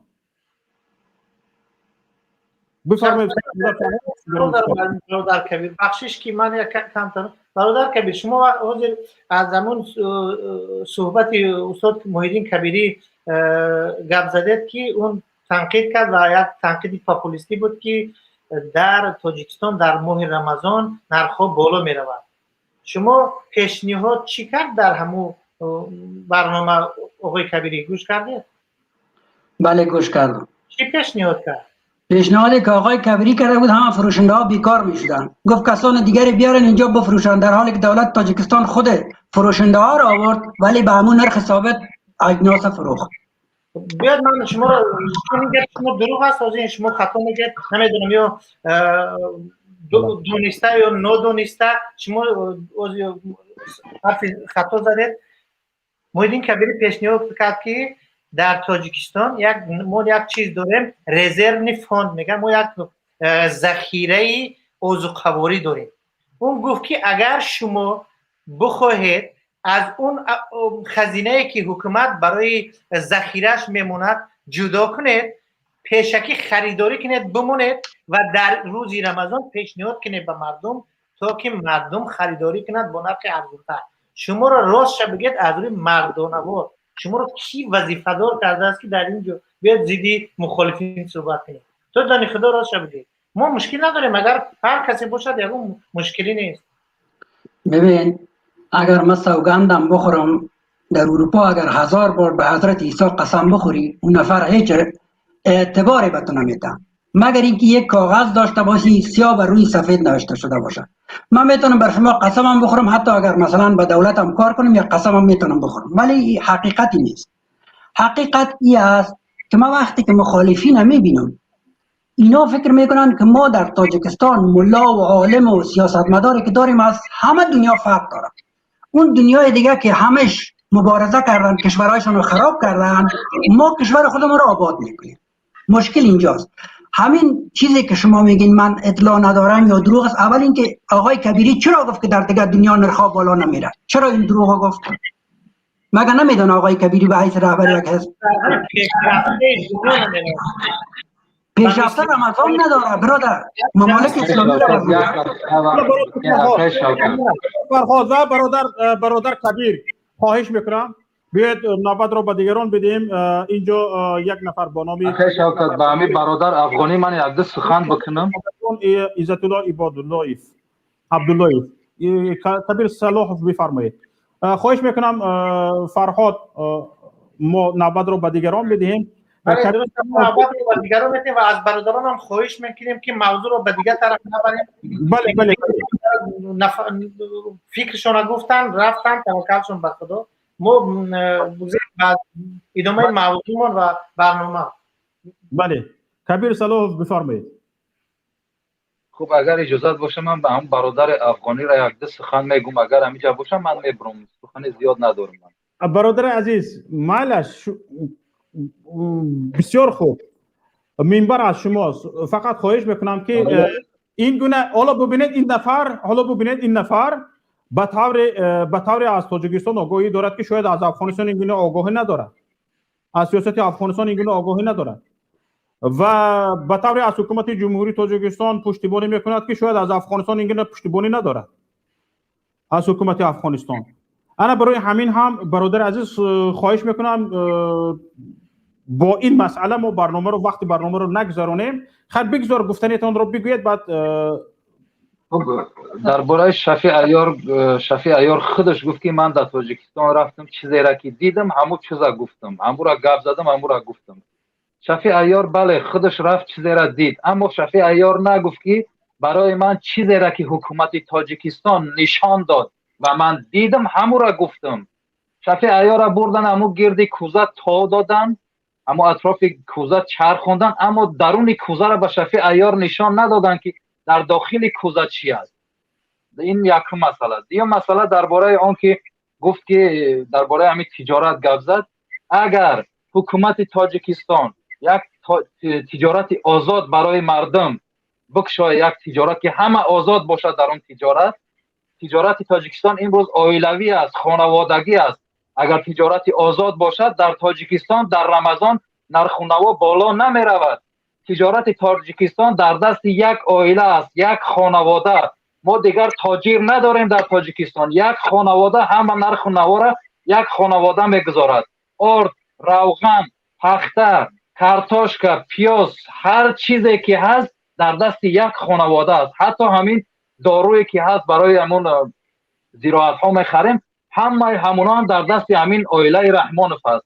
اینا میدروین از افغانستان و نمیدونم از اروپا و از هر کجا میدروین گویا که رحمانوف برای ملت چیز آورده باشد. رحمانوف غیر از بدبختی برای ملت تاجیک هیچ چیز نآورد. برادرای افغانی، برادرایی که در افغانستان زندگی میکنید، شما برادرای ما هستین، ما یک ملت هستیم. خواهش میکنیم برادرای افغانی هر نفر اینجا وارد میشوین، چی شفیع عیار است چی دیگر است، اینجا وارد میشوین، پشتیبانی از یک دیکتاتور نکنین. من مخالف حکومت تاجیکستان نیستم. من یک شهروند قطاری جمهوری تاجیکستان هستم، یک مهاجر هستم که در شهر روسیه کار و فعالیت میکنم. من ناراضی هستم از این حکومت ظالم، از این حکومتی که رأی مردم را دزدید و هیچ نفر در تاجیکستان از این حکومت غیر از چند چاپلوس هیچ نفر از این حکومت راضی نیست. همه ملت تاجیک 85-90% مردم تاجیکستان رحمانوف را چشم دیدن ندارند و بیزار هستند از این چهره، چون این رحمانوف یک قاتل است، یک خائن است، یک خیانتکار است، یک نفری است که بودجه کشور ما را دارد غارت میکند و مردم افغانستان که شما ملت ما هستین باید شما پشتیبانی از ملت ما کنین، از مردم تاجیکستان کنید و در اینجا داخل میشوین، وارد میشوین، پشتیبانی از یک ظالم، از یک قاتل، از یک نفری که امروز سر قدرت است و مردم ما را دارد میکشد، زندانی میکند، از یک قاتل شما طرفداری میکنید. شرم‌آور است به خدا قسم. چی شفیع عیار است، هر نفری که هستی برای من فرقی ندارد. با کشور ما کاردار نباشین. ما میخواهیم که در افغانستان صلح باشد، ثبات باشد و ما یک ملت باشیم، اما نمیخواهیم که شما در کشور ما دخالت کنین با سیاست کشور ما. السلام علیکم و رحمت الله. سلامت باشه. یک نفر سوال به شما گفتم که بفهمیم چی سوال دارم. السلام علیکم و رحمت الله و برکاته. و علیکم السلام و رحمت الله و برکاته. خواهش میکنم. شوکت خوب هستید؟ سلامتید؟ و علیکم السلام و رحمت الله و سلامت باشید برادر عزیز، بفرمایید. اکای شواد امی یک سوال داشتم امی برای شخصانی که همچون شما، همچون من اکای فرهاد، همچون اکای محیدین کبیری، محمد اقبال، امی محنت و زحمتی که شما میکشید اینقدر مثال عصباتون بگیم عصباتون مونده میکنید، محنت میکشید، همین محنت شما را مثال حاصلش مثال کی ما ملت میبینیم ان شاء الله. حالا آنکه بسیاری مردم فکری واره داره که مثال همین شما یا که محیدین کبیری یا که محمد اقبال میگن که چند بگوش خودم شنیدم که میگن اگر همیام اگر سر همین وظیفه بیان، اگر حکومت بگیرن، رنگ همین رحمانوف غارتگر و دزد و بخدا قسم بگوش خودم ای چند نفر شنیدگیم میگن رنگ به مانند همه میگن که دزد و غارتگر میشن. میگن یک قسم مردم این فکر دارن، یک قسم مردم با فکر وای که میگن ما دایگون کاردار نیستم، دارم زندگی خودم کاردارم. میگه یک قسم دیگه میگه که واپس ما تاجیکستان بیزارم، میگه بگم ترک وطن که رفت، امریکا رفت، فرانسه رفت، بگم روسیه اومد، همه چی فروغ ای تاجیکستان رفت. انا که شخصانی هست که مثل شما مبارزه میبرن، مهنت همین شما را حاصلش ما کی میبینیم ملت تاجیک؟ تشکر زیاد برادر عزیز. برادر فرهاد گپ بزنید. بله، تشکر برای سوال. خیلی سوال جالب. من اول میخوام شروع کنم از همون میف هایی که حکومت KGB همون که رسم میکنه که بین مردم پهن میکنه، از همونا ساختن. یعنی چند ببینید در صحبت آخرش استاد کبیری هم همین نقطه رو ذکر کردن که چند میف هایی هست که حکومت بین مردم مخصوص پهن میکنه که مردم دلخنک شود و از حقوقهای خود پشتیبانی نکنه. این یک چیزی عادی است. یکی از اونها همین است که هر کسی که نیاد دزدی میکنه. آخه در قرقیزستان 5-6 پرزیدنت شده ایواز مردم میبینه که دزدی میکنه ایوازش میکنه. آخه شما هم نگذاره که ایواز کنه. اگر که محیدین کبیری شید دزدی کرد با محیدین کبیری رو هم ایواز کنید. سویتا میسته پوسته نبوای جای تیلو هیچ و خالی نمیشه. جای خوب با جوش دمیمونیم یک کسی شده بیاید ما شروع مال ایواز کنیم ببینیم که نتوانید جوش با دیگر میاریم. ما یاد بگیریم از حقوقهای خودمون، محافظت کردن حقوقهای خودمون. اون شب دیگر هر کسی که بیاد که نمیتونه همین رحمانوف هم اگر از حقوقهای خودمون محافظت کرده بتونیم همین هم دزدی کردن نمیتونه. ما که امروز دست از حقوقهای خودمون محافظت نمیکنیم ما دزدی میکنیم. اون با خودش اجازه نمیده. بله عیناً برادر فرهاد من هم همین گفته شما رو گفتنی بودم. فقط اینجا ببینید برادر عزیز سوال به شما گفته مراجعت کردید. ببینید گفتید که شما هر کسی که بیاید به جای اونها هم دزد غارتگر میشن. درست بگه این نه این فکری همین فکر یک چند شخصی که ما به همون مثال بگیم برادر عزیز همین فکری خطا نیست. همین فکری درست است. اگر حالا ببینید همین برای حالا شما گفته شدید این برنامه‌های شما کی حاصل می‌دهد. همین جواب همین گپتون به این گپتون هم اگر جواب شود یعنی فکر میکنم شما و دیگران رو قانع خواهد کرد انشاءالله. ببینید برادر عزیز با جای همین امام علی رحمان هر نفر بیاید که با اون ملت مثل ان همین امام علی رحمان کاردار نشود به هر یک جنایتکاریش چشم میپوشد دست پیش بر کرده شیند تینجی امانی آسایشتگی گفته شکرانه کرده شیند هیچ چی نگوید زید امام علی رحمانوف. بله همون نفره که به جای امام علی رحمان میبیاید او هم همین خیلی دزد غارتگر شده میره بعد از امام علی رحمان بدتر میشد برای اینکه ملت خاموش است. برای آنکه ملت همین چنانی که به امام علی رحمان هیچ کسی چی نگفته ایستاده است از داخل مردم زیدش گپ نزده ایستاده است شکرانه کرده گشت است به همین قانون شکنی ها. بله یک نفر دیگر بیاید همین خیلی جنایتکاری کردن گیرد و مردم هیچ نگوید از این بدتر میشود دزد و غارتگر شده میره بعد از این بدتر شده. برای همین حکومت یعنی دموکراتی باشد. یعنی دموکراتی یعنی چی؟ یعنی حکومت در دست مردم باید باشد نه در دست یک نفر با اهل اویله اش. بله اکای شوکت خلق تا این میگن که تا اینها تا بجای امام علی رحمان هر کس که اومد توستر میشود که آخر او یمخوری مثل گاو تپش آخر مثلا گریم یمخوری نامدگی باشد خاصخوری نامدگی باشد که تا او سر میشود که بشینیم تا حد خدمت میکند خدمتش مهلتش تمام شد نفر دیگری که با فکری نو اندیشه‌ای نو میبیاید او را به جایش برمیگزینیم. این ملت این کار رو میکند و اینها اگر ما رو در نظر داشته باشید برادر عزیز برادران اینجا چندین نفرانی هستند که گپ میزنند جانشون در کف دستشون است هیچ نفرشون اکثریتشون وظیفه خون نیستند شخصا من وظیفه خون نیستم برادر عزیز. برای همین این گپتون به من دخل ندارد لیکن اما این فکری همین یک چند شخصی که ما قطعشون بگیم سپورت کردم در باره فرض کرده محمدی کبیری برآمد گفت که من پرزیدنت شاف هستم آیا زیبنده نیست؟ به خدا قسم به شخصی بهتری نه.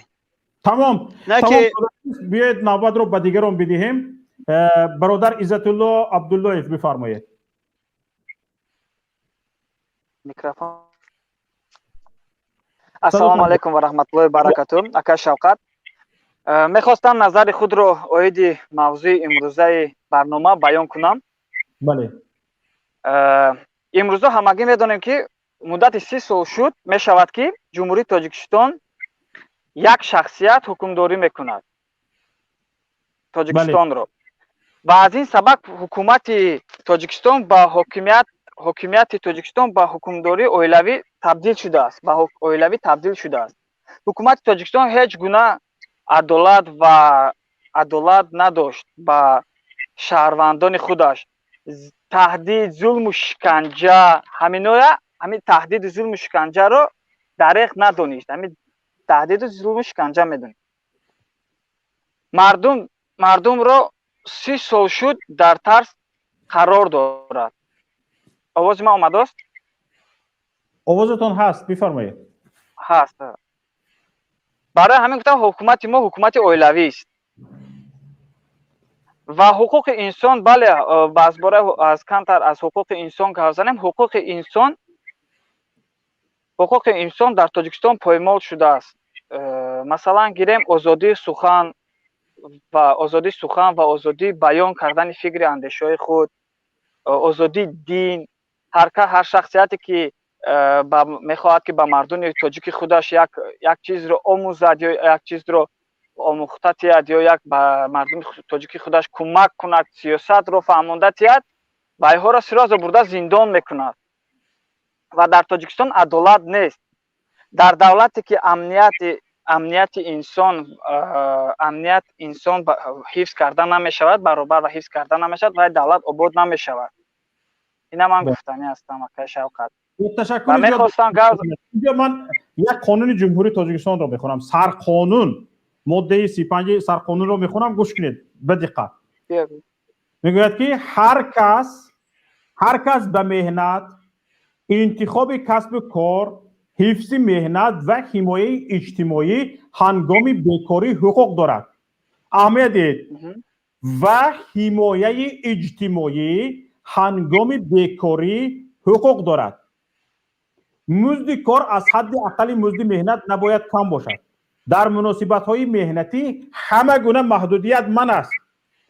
барои иҷрои кори ахира музди баробар дода мешавад.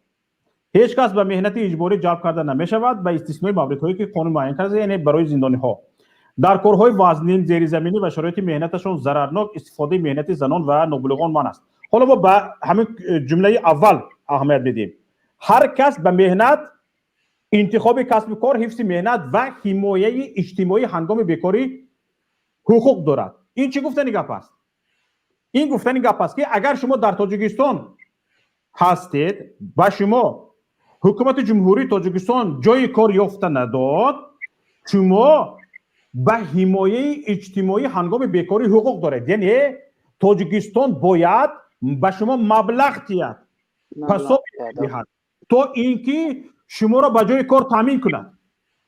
то ҳамон замоне ки шуморо ба ҷои кор таъмин намекунад, то ҳамон замон бояд ба шумо маблағ бидиҳад. маблағ чӣ қадар? яъне сабади истеъмолии шуморо пур кунад. чанд қадар ба шумо равған ба як моҳ лозим аст, чанд қадар биринҷ лозим аст, чанд қадар макарон лозим аст, чанд табобат, доруворӣ, пули дору, ҳама бар ҳама ин шумо ҳақ доред. ин ҳуқуқи шумо бояд пардохт карда шавад. дар Тоҷикистон ҳамин чиз вуҷуд дорад? نه نداره.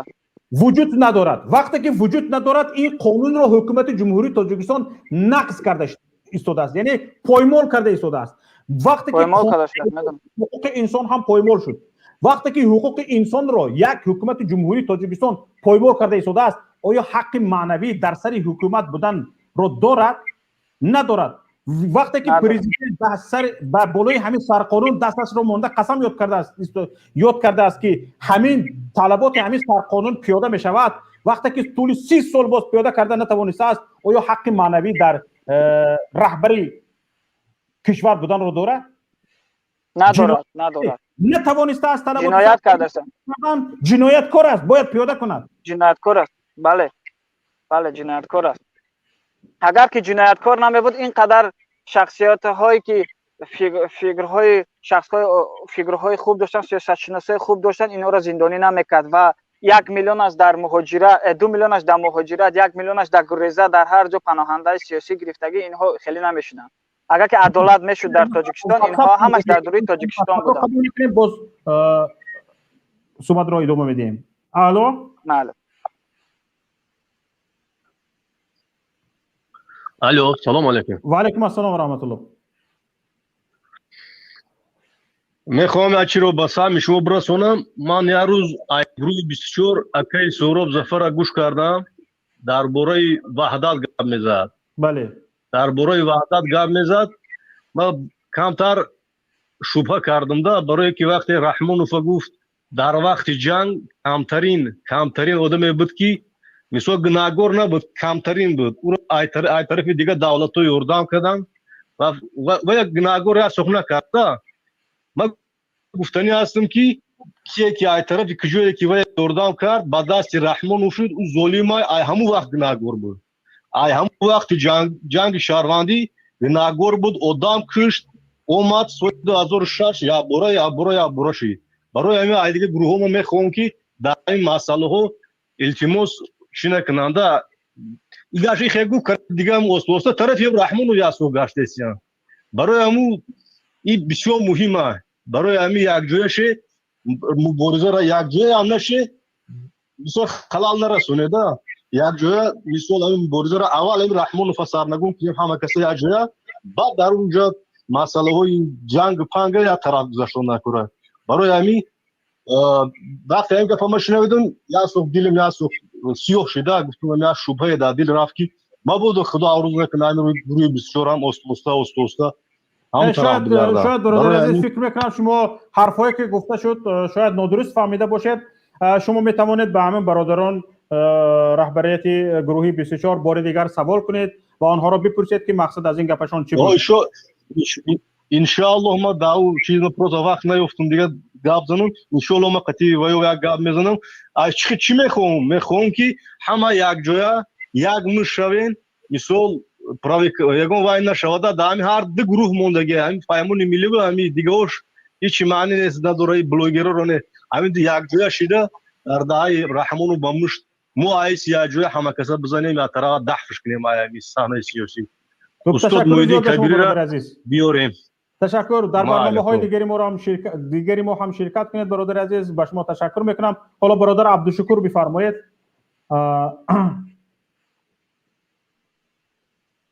سلام علیکم و رحمت الله و علیکم السلام و رحمت الله و برکاته.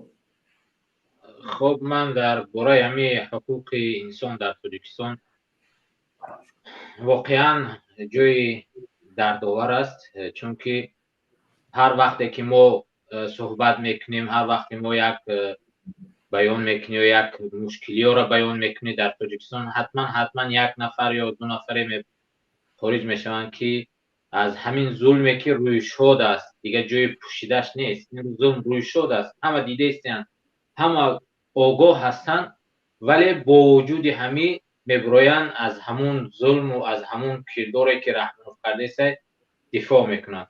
من از این کار دلشکسته نیستم، ولی متاسفانه همین انسان ها با کدام روی، با کدام بگیم همین چاپلوسا، با کدام وجدان برآمده از همون ظلم دفاع میکنن. من در همین حیرانم. اگر پرسیش که بگوی خودت حالی در عین حال در کجا هستی، یا در روسیه است، البته برای استراحت نرفته است روسیه، برای کار رفتگی است البته، یا که فرزندش در برش نیست، یا که مادرش نیست، یا که پول فرستانده نمیتونه. اگر پولم فرستانده بتونه با یک مشکلیو میفرستونه، اگر بفرستونن بود از اونجا بگیم که هم پول فرستاندگی را چی فویزش اونا میگیرن، از اینجا فویز میدید. در یک مشکلات غوطه زدگی هست.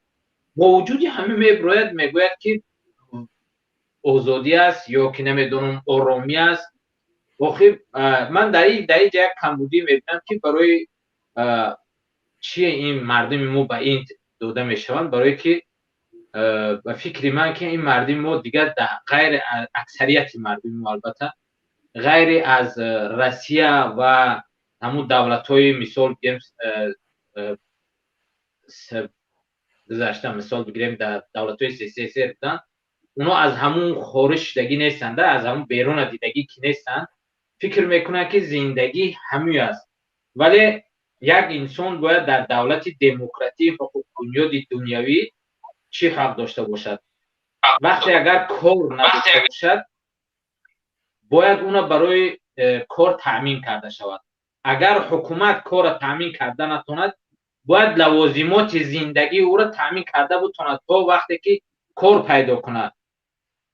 بینید نه فقط باید لوازمات زندگی را تامین کرده باشد، بلکه باید برای طبی، برای صحت سلامتی او، برای فرزنداش، برای مکتب فرزنداش، برای همه چیزا باید یک حکومت حقوق بنیاد دنیوی دموکراتی باید فکر اندیشه داشته باشد. یعنی باید انسانی که شهروند همون دولت یا که شهروند تاجیکستان حق دارد که باید این چیزا از او برای او داده شود. مثلا میگیم باید برای فرزندش هر ماه پول جدا کرده شود.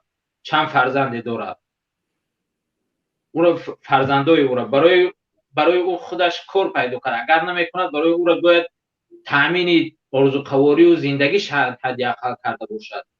به پول باید لیچینی کرده بشوند، معالجهش کنن. باید این چیزایی هستن که یک انسان وقتی در گروه همون تاجیکستان هست، من فکر میکنم که خیلی مشکل است او بفهمد که باید این حقوق را داشته باشه. ولی شاید این برادرایی که تماشا دارن یا که بعد میبینن شاید این چیزا رو ببینن بگن که افسانه گفته است، یه کدام دولت دیگه گفته.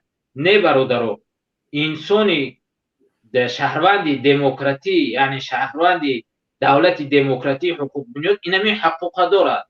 اینمی چیزا را باید یک دولت، یک حکومت باید تامین کند. ولی متاسفانه در تاجیکستان ما این چیزا تامین کرده نمیشود.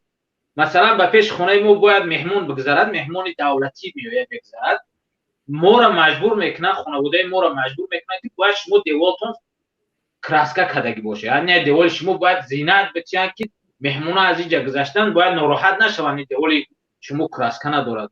واقعی تو حکومتدار نورک، شهر نورک، تو یک حکومتدار که هستی، تو باید این کار تامین کنی، نه اینکه بیاید در خانه ما مجبور کنی که بیاید دیوال ما را دیوالتون کراسکا کنی. برای ما همون خیلی معقوله، برای تو معقول نیست، بیا بکنش کراسکا. یا که دروازه ما، تو چی کار داری در دروازه ما؟ مهمون میگذره ما گذاشتن بگیره مهمون. برای که خانه ما نزدیکی گیس که هست اونجا مهمون بسیار میگذرد، میاد میگه که خانه تو باید تو رنگ برشه خوب کنی. من همون قید دارم، همون کار میتونم کرده، از اون زیاد کرده نمیتونم. باید اینا تو تامین کنی، نه اینکه اینجا بیای در داخل ماشین شتگی بیای جره کراسکا کن و جره کراسکا کن. بیا پشت تو بیار کراسکا تو نمیتونی. بله من برای بسیار وقت طلب کرده نمیشود. بله یکون چیز دیگر گفتنی هستید بفرمایید، بعد نبرد رو به دیگران میدیم ان شاء الله.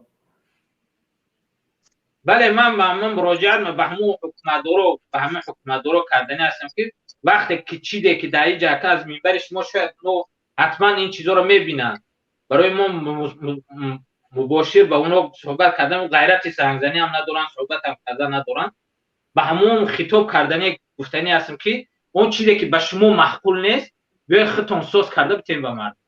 تمام. اینمی گفتنی من به حکومتدارو و حکومتداروی شهری نورک بود. تشکر به شما صاحب سریپوف. صاحب سریپوف گپ بزنید. نفر به نام حقجوی. السلام علیکم برادر شوکت. و علیکم السلام و رحمت الله. به همه سلام و درود به ملت تاجیک. و علیکم السلام و رحمت الله. می‌دارم که رحمانوف امسال به پاکستان برای چی رفت؟ برای چی رفت؟ رحمانوف نجست رفت برای که پولنی سوید امسال ملت تاجیک امسال با امید سوید نشوین. امسال همین در شهرها میدادن، همین در شهرهای هم همین سال نمیتین. اینا من گفتم شنیدین، در شهرهای هم نمیشود سوید. پولنی در پاکستان در دلار میفروشه این رحمانوف. این فروختن ناز میدوند، دادن ناز نمیدونه. این حکومتی همین حکومتی جنگل هسته که حکومتی جنگل 100 بار به از حکومت رحمانوف از حکومت تاجیکستان نه تاجیکستان خطا نکنه این حکومت رحمانوف ازی دالنی время این وقتینچه این انشاءالله این سرنگون بشه این نجس ما با ملت توجی گفتنی هم که برادرو یا لایک همین باور کنین این فکری من همین کمی لایک نمیمونه به ناموس انسان های به فکری من این اگر حکومت رحمان و ظلموش دیده ایستاده یک لایک یک در اومده یک گفتنی گاب نزند به فکری من این انسان به ناموس انسان است به فکری من برادر شوکت السلام علیکم و رحمت الله و برکاته. و علیکم السلام و رحمت الله و برکاته. تشکر به شما برادری حقجوی و خوش آمدید برادر عزیز گرامی وکیل دفاع مشهور تاجیک برادر عزیز گرامی جمشید یاروف به ما بپیوستند. خوش آمدید برادر عزیز گرامی. حالا صاحب سریپوف اگر با صحبت آماده باشید بفرمایید. ما حالا نوبت رو اگر شما آماده نباشید به اکای جمشید میتیم. صاحب سریپوف هستید؟ السلام علیکم. و علیکم السلام و رحمت الله. اکی شاوقت چشم تینجاست. الحمدلله. تشکر زیاد به شما. بفرمایید در همین باره موضوع ما چی گفتنی هستید برادر؟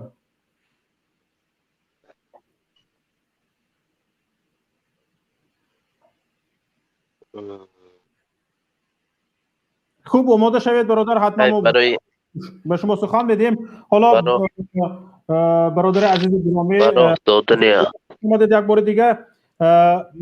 سوال من به شما این است که ما پیش از شما تا شما وارد شدن یک نظر کردیم به سرخانه جمهوری تاجیکستان. وقتی که از همه ماده یکمش دیده خونده میفرویی یگان ماده وجود ندارد در سرقانون جمهوری تاجیکستان بند به بند ماده به ماده یگان ماده وجود ندارد که آن را حکومت جمهوری تاجیکستان نقض و پایمال نکرده باشد و اما در رئیس جمهوری که بالای این سرقانون دست مانده قسم یاد کرده است که کفالت اجرای قانون رو میکند رعایت قانون رو میکند عملی شوی سرقانون رو میکند میدهد یگان خیلی از خودش عمل نشان نمیدهد. آیا از طرف رئیس جمهور وقتی که سرقانون طلبات‌هایش پیاده نمیشود این بی‌عملی حسابیده نمیشود؟ سلام علیکم با همه با شما که شفقت رحمت که دعوت کردید.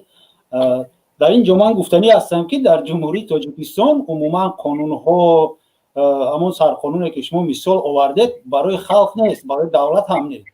این برای یک نشان دادنی که دولت حضوری جمهوری تاجیکستان دولتی گویا حقوق بنیاد است و مطابق دیگر معیارها و یا که گویم عادت‌های بین‌المللی سرقانون دارد سود دارد پروکراتورا دارد این رو دارد آن رو دارد یعنی همون عنصرهای دولتداری رو دارد و از همین لحاظ ممکن است که به همین دولتی که همه طرفه گویا تشکیل شده است کمکی بشردوستانه به نام بشردوستانه گرفتن چون که سیاست اساسی حکومتداران جمهوری تاجیکستان این فکری مردم نیست فکری حقوق آنها نیست رعایت کردن حقوق آنها نیست مقصد اساسی این به دست آوردن بایگری تمام دیگر یگان مقصد آنها ندارند. البته وقتی که خود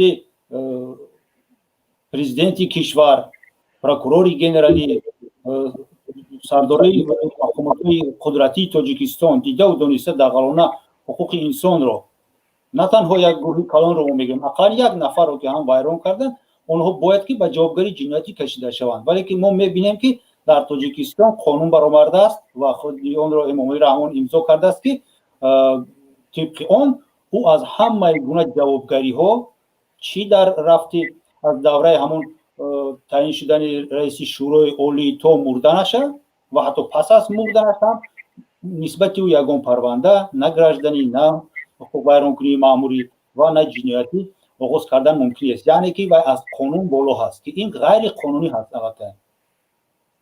خوب ببینید همین سازمان هایی که به تاجیکستان گرانت میدهند، خیلی که شما گفتید، و کشورهایی که به تاجیکستان گرانت میدهند در تاجیکستان نمایندگی های خود را دارند، اونها شرایط تاجیکستان را مانیتورینگ میکنند، مگر اونها گزارش نمیدهند که به همون رهبریت های خود در این تاجیکستان اینجا این مسئله ها بسیار متشنج است و حقوق های انسان رعایت نمی شود؟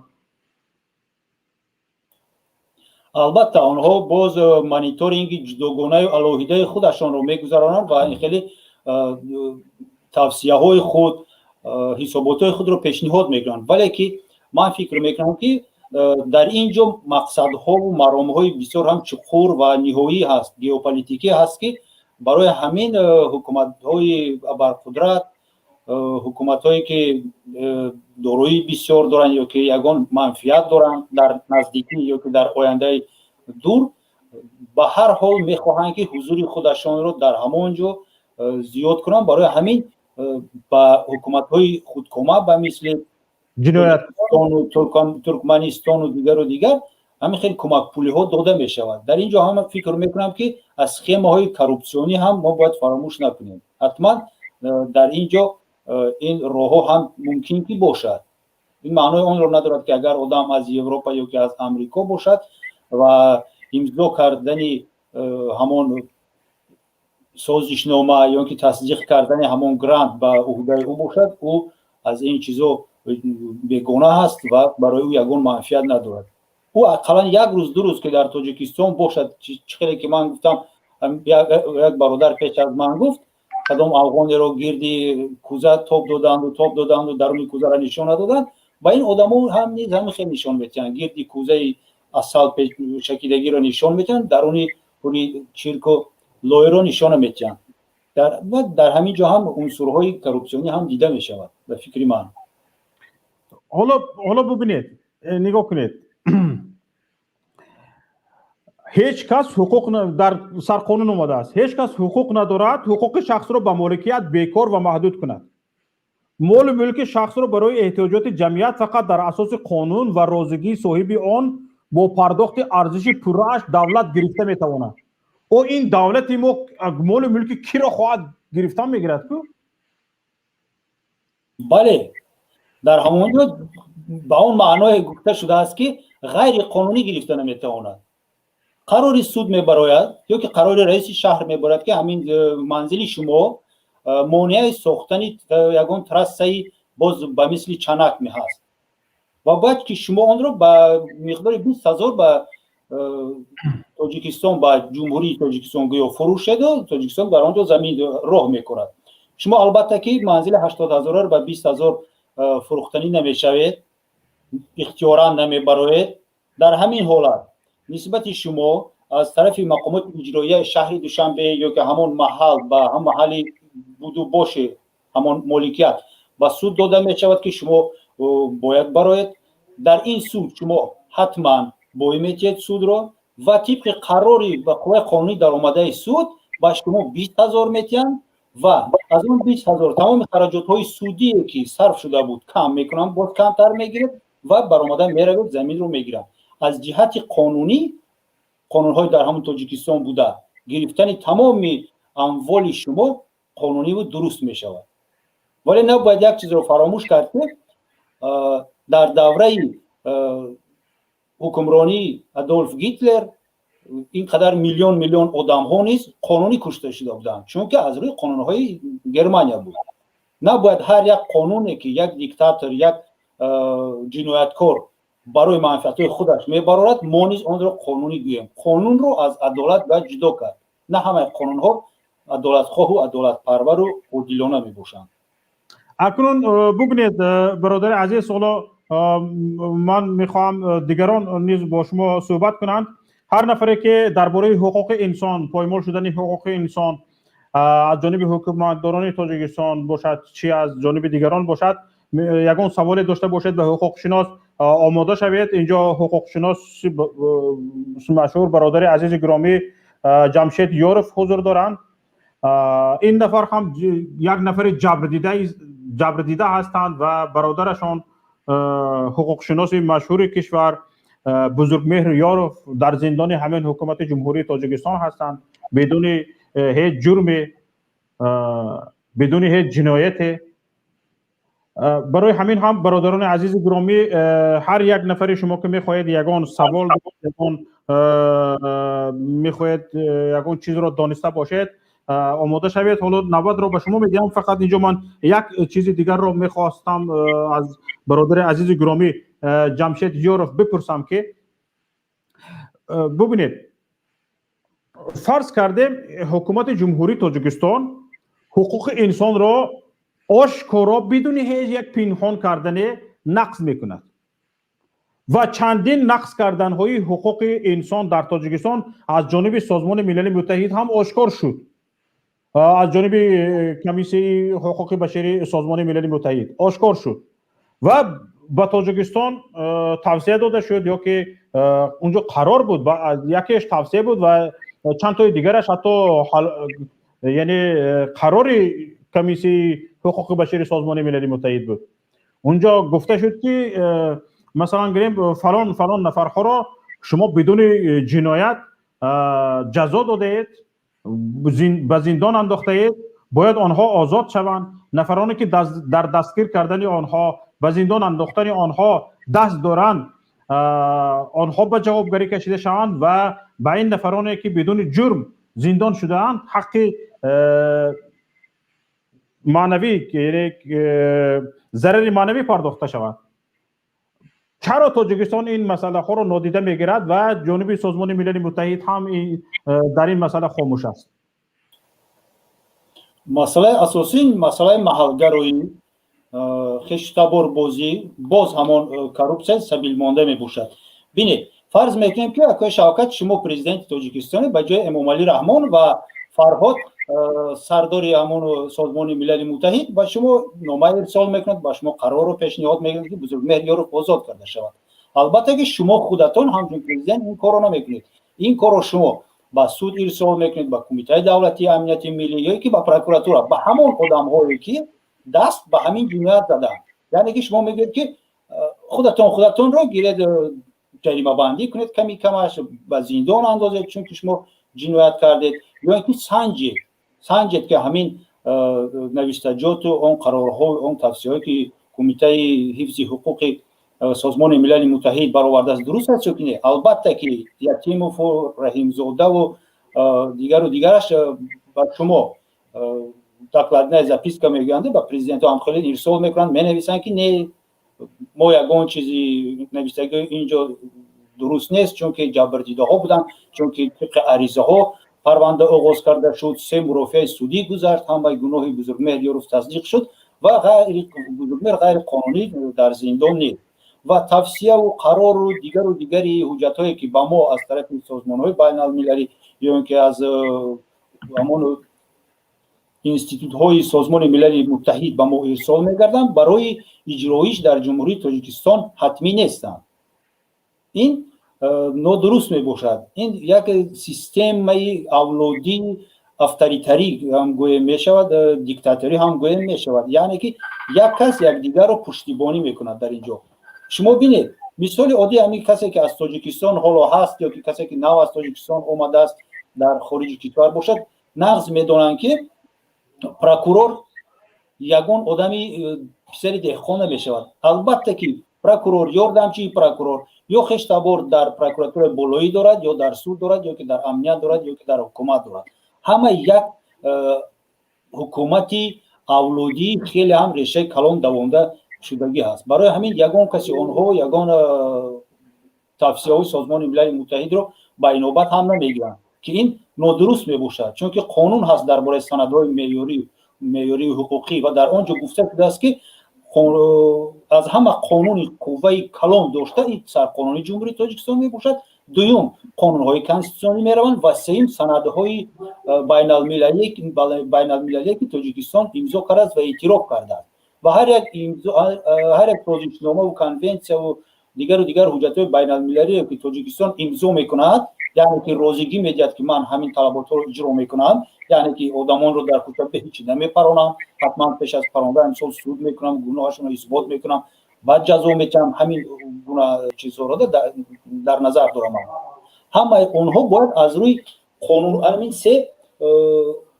سه زینه حقوقی دیده برآمده شوند و سندهای بین المللی در جای سیوم ایستند. بغیر از سندهای بین المللی بعد قانونهای دیگر و دیگر میروند، کودکس و دیگر قانونهای دیگر. ولی که ما میبینیم عموما یگان مقامات تاجیکستان در یگان همین قرار سودیاش، در یگان فرمانشان حتی درباره این سندهای بین المللی سخن آغاز نمیکنند. سندهای بین المللی رو فقط هنگام حسابات ها به خاطر میبرند، همون هم با مقصد گرفتن گرانت های دیگر که باز یک خانه خرمو، یک ماشین خرمو، یا که یگان زنگ گیرم چیکار کنن دیگر. خب تشکر برادر عزیز. حالا اینجا یک نفر با نام حق میخواستند صحبت کنند. حق. سلام علیکم. و علیکم السلام و رحمت الله و برکاته. سلام سلامت خوبه؟ الحمدلله. این رحمونی که شیطان زوده ایرا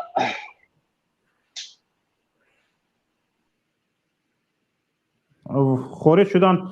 برادر فرهاد گپ زنید. بله، من که جمشید میخواستم یک سوال کنم. اولش خوش آمدید به برنامه که جمشید. پیشتر شما وارد نشده بودید، یک برادر افغان اینجا صحبت کرد و از شما یادرس کرد که شما حقوقشناس خوب هستید و در کجای صحبتتان گفتید که رحمانوف رو قانون تاجیکستان محافظت میکنه، یعنی که او هر جنایتی که صادر کند قانون او رو حفظ کرده است. یعنی ما قانون داریم که او نیپریکسای میگیم، چی میگن به تاجیکی، یعنی دست داخل ناپذیر است منظم. یعنی هر جنایتی که خواهد رحمانوف صادر میکند و اون به جوابگری کشیده نمیشود. اون برادر بزدرک از اون است که اهل اویلش هم در این قانون وارد است و اهل اویلی نزدیکی رئیس جمهور هم اگر چی جنایتی رو صادر کردن قانونا اونو به جزا کشیده نمیشوند، حتی بعدی مهلت پرزیدنتیشون رفتن. خب این یک چیزی در کشور دیکتاتوری یک چیزی معمولی است. ولی من میخوام امروز از شما یک سوالی کنیم که اون نفرانی که خب سودیا پروکورور مفتشانی که پرونده ها رو چون شما اون داخل تاجیکستان فعالیت کردید و از کمبودی ها خوبتر میدونید، وقتی که حلنامه ها میبرورم، من در دست یک حلنامه دارم از حلنامه گرفتن خانه خواهرچه هم هست. یعنی که خواهرچه من یک حولی داشت در ناحیه رودکی، اون رو با قرار سود دولتی کردن و فایده دولت گذرانده شده است و حالا اونجا یک نفری یا شخص بیگانه و اون در امنیت کار میکرده است. خب سربازی خانه مخصوصی الف است، پسندی الف بوده است، نامش هم خب همون من بوده است و فرهاد نام داشته، زندگی میکرده است اینجا، آوردن حالا زندگی دارد. ببینید در حلنامه اصلا دلیل اساسیشون که خانه به نامی به دولت گذرانده شد گویا که کدام وقت اون هم یگام دلیل پیشنهاد نشده است، زمین در نام شمس‌الدین سعید بوده است. خب در اینجا سندهای خیلی غلط بسیار دارد، من نمیخوام بالای همه او گپ زنم چون به حق اون نمیدونم سودیا یا کی اون نفرانی که این رو می نویسن و چاپ میکنن اصلا من نمیدونم که یگام مکتب خوندن یا نه، چون در همین قرار در یک جمله حتی نام و نسب وقتی که فامیل می نویسن اودینه و می نویسن، خب نامش می نویسن، در جمله بعدیش نام غلط می نویسن، در جمله سیوم وقتی کوتاه میکنن فامیل میگوین و نام و نسب کوتاه فقط حرفش میگن اصلا دیگه است. یعنی یک جو اودینه و ام است، یک جو اودینه و اس ام، اصلا همش خطا است. خود چونین قرارها، چونین حلنامه ها چخیل میشود باید قانونی کرده شود. گذشت از این زمینه که تا اون درجه بسودن که هر یک زمین کاداستری نمر دارد. شما خوب میدونید وقتی که در سود پیشنهاد میشود باید گفته شود که با فلان کاداستری نمر که فلان قطعه زمین به فلانی داده شده بود اون از همون حساب بیکار کرده شد با قرار که اون غیر قانونی اون رو استفاده بود و اون رو دولت بیکار کرد، سود بیکار کرد. اصلا در یگام جا در یگام سند یگام همون کاداستری نمر موجود ندارد. یعنی یگام سنده که همین خانه یا همین زمین یگام وقت به سید شمس‌الدین تعلق داشت نیست، ولی با هر حال قرار برآورده شده است. اون صاحبخانه از اونجا خب صاحبخانه که خودش در مهاجرت است، چند سری سال است در وقتی ساختن این خانه قرارداد شده بودن و خب در هجرت کار میکنن که قراردادشون بکنن، خانه اونو گرفته شده، حالا در خانه اونو دیگر نفر زندگی میکنن. اونها این مشکلی خود رو وقتی تاجیکستان میان چگونه حل میکنن؟ یگان خیلی حل کردن ممکن نیست. خیلی قشنگ میگم ده یگان خیلی حل کردن ممکن نیست، چون که ببینید زمین رو به نام کی گفته گرفتن. اینجا علاقه عنصرهای باز همون سیاسی داخل میشود، یگان کسی این قرار رو بیکار نمیکند. اون خطاگی که شما نشان دادید که فامیل دیگر شده است، نام دیگر شده است، ریکتر نیست، دلیل نیست، این سو اون سو، اون که زمین با دیگر کس تعلق داشت و دیگر کس صاحب ملکی میکرد به همین زمین، حتی اگر یک روزم صاحب ملکی کند و علاقه صاحب زمین دیگر کس میشود و باید از همون انسان جنایت صادر کند که زمین او رو خانه و زمین او رو مصادره کنند. و باز روی خط اموال‌های هست که مصادره کردن ممکن نیست. این هم بود دیدن در کار که توگری میبیاد یا که نمیبیاد. از جهت خود حقوق مالیوی و حقوق مرافعوی خطاگی‌ها بسیار است. من 100% باوری دارم، چون که درجه سوادناکی هم سودجاهای خودمون هم پروکورور هم مفتشان رو نقد میدونم که آنها کوشش یک دانش رو بلند کردن، ملکه رو بلند کردن نیست. آنها فقط همچون یک روبوت هستن، اندروید هستن، فقط فرمان اجرا میکنن. شما در اینجا اگر با خطاگی های همون تکنیکی اگر نشان دهید، البته که یگان کارتان پیش نمی رود، چون که یکی مثال عادی‌ترین که من علاقه چند سال شده است گپ میزنم، هم در مرافع استودی این رو من گفته بودم نسبت محمد علی حید، هم در شکایت کساتسانی هم گفته بودم.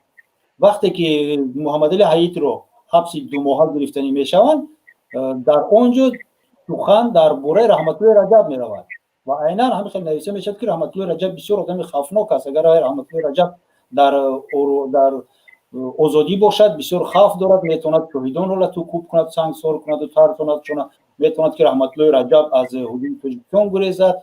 و برای همین مفتش ابراهیم زاده از سود خواهش میکند که محمد علی حید به حبس گرفته شود. احمقی از این بیت نمیشود.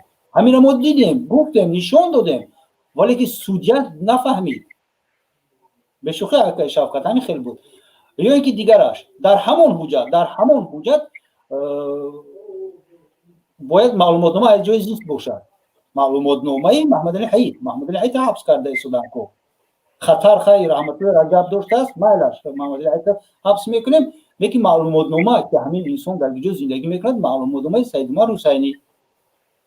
و من گفتم اقلا همین شما اثر کنید، مرافع اثر کنید، این حال غیر قانونی شما در حبس نگاه داشته سید محمد علی حید. من فقط سر میجنبونم. شما هم روید اگر خودتون رو حمایت کنید یا که با نام نماینده‌تون روید حمایت کنید، البته سودجا سر میجنبونن، خطای تکنیکی شده است میگن. همه حجت‌ها هست، همه درست است. تمام رقم کاداستر رو برای شما اگر لازم باشد در 2 دقیقه اصلاح میکنم برای شما نشون میدم که رقم توغری است و باید مصادره کرده شود. با این سیستم اولودی حالا یگان آدم نمیتواند خود رو حمایت کند درست. و با این ادوکات هایی که ما در تاجیکستان داریم عموما نمیشود یگان کار کرده. شما خودتون هم قضیه های آخران فعالان جامعه رو میبینید که چه با یک مشکلی انسان ادوکات مییابد. مثال پرونده محمود اودینف، پرونده عزت امان، با یک مشکلی انسان ادوکات مییابد. با همون ادوکات هم عموما گپ نمیزند. جامعه یک آرامی داشت. جامعه باید به گفت رحمانی ها، من این همون طرفداران همون امام علی رحمانوف همون سیستمی که در مشرفت همونو زنده رحمانی میگویند، برای همین رحمانی ها یک آرامی گویا صنعی لازم است، چون که در تاجیکستان گویا آرام است.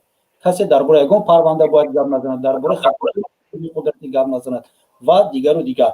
اکنون بخشید که بسیار گپ زدن، سخن رو با سلیم تیاد که سلیم به این انتظار شده است. بفرمایید. سلام علیکم برادر شفقت، سلام علیکم مهمونا. من با همین برادر حقوقشناس یک سوال داشتم. تاجیکستان موافق قانونهایی که کنستیتوسیا همچون یک دولت دموکراتی حقوق بنیاد هست. البته ما میدونیم که هر یک دولت دموکراتی نشانه های خودش رو دارد. آیا گفته می شود که همین در تاجیکستان در مدت 30 سال یگان نشانه دولت دموکراتی تطبیق شده است یا نه؟ من با شما همین سوال دادم. یگانه نشانه اساسی دولت دموکراتی را من انتخاب حساب میکنم و آزادی سخن. وقتی که انسان نمیتواند که نماینده خودش رو در حکومت انتخاب کند، این نشانه غیر دموکراتی هست. وقتی که ما نمیتونیم که موقع خودمون وابسته به یگان موضوع اقلا به محل خودمون وابسته گپ زنیم، مثال ما آب نداریم، مثال ما راهمون تعمیر نشده است، درباره عمومی جمهوری گپ نمیزنیم. وقتی که ما گفته نمیتونیم، وقتی که ما نمیدونیم که در کجا همین گپ رو بگوییم، نه در تلویزیون نه در رادیو، این علامت‌های غیر دموکراتی بودن تاجیکستان است. تاجیکستان یک دولت افطاریتری هست، یعنی که از طرف یک اویله اداره کرده می شود و این اویله اگر از 10-12 نفر ورخوش که همونجا بلاشان باشد، آنها باز ریشه دواندگی هستند. یگان علامت دموکراتی رو من در تاجیکستان نمیبینم. یک سوال دیگر داشتم. موافق کنستیتوسیا ما اگر گیریم تاجیکستان دولت ماده یکمی کنستیتوسیا تاجیکستان دولت اجتماعی است. آیا یعنی که دولت اجتماعی یعنی که اجتماعیات منفعت های اجتماعی آدمان در مد اول میشینند. در همین مدت 30 سال آیا یگان برای بهتر شدن دولت شرایط زندگی شما یگان شرایط مثال میدیم که دولت تاجیکستان کرده است از نگاه حقوقی، از نگاه حقوقی با فکر شما همشون حقوق شناس؟ از نگاه حقوقی دولت اجتماعی همون معنا دارد که با اهالی مثال یاردم رسانیده می شود. اگر دولت ما اجتماعی بود، ما یگان بازاری مردی کار زنکو میستن، زن مردی کار بازار نمیتونم چی گویم پیدا نمیشد. یعنی که حکومت باید اونها رو تأمین میکرد. از جهت حقوقی باید که یکمش دسترسی به یاری حقوقی به تمام اهالی تأمین میشد. بینید که زیاده از 9 میلیون اهالی داریم ولی از حتی 900 ادوکات ما نداریم. یعنی که 11,000 آدم به یک ادوکات توغری میبود. درجه کسبی ادوکات ها و درجه رسانیدن یاری حقوقی به نهایت پست است از آنها.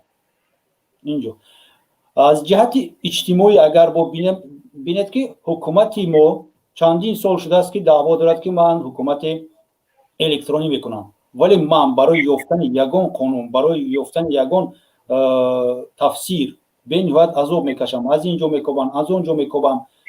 نه یگان سایت دولتی سودها و پروکراتورا کار میکنن که یگان معلومات دسترس کرده شود، همه پنهان کاری هست، همه گویا نمیدونم یا هم خیلی نشون میدن که ما جنایتکاریم، نمیخوایم که درباره فعالیت ما شما آگاه باشید که ما رو پگاه سود نکنید. همین معنا را دارد که پنهان کاری میکنن. یگان کودکس و یگان مخزن عمومی ادبیات حقوقی نیست که دسترس کرده شود. نمیدونم در کجا یک سایت 24 ساعته باشد که مردم مراجعت کنند، یک نفر نه، یک 10-15 نفر آدم کار کنند با مردم یاری حقوقی رایگان رسانند. ادوکات حقوقی یاری رایگان میرساند از حساب دولت گیو، ولی بعد ماهایش عذاب میکشد برای گرفتن حق خدمت خودش. аз ҷиҳати ҳуқуқӣ давлати мо гӯё як нишон медиҳад ки ман чӣ коре мекунам, ранги холаи ҳама кора кор ба даст мезанад ва инки то охира намерасонад. аз ҷиҳати ҳуқуқӣ аҳолии ҷумҳурии Тоҷикистон таъмин нест, ҳуқуқҳои худро намедонад. аз тарафи давлат ягон программаи огоҳонидан ёки шинос кардан бо ҳуқуқҳои худ нест.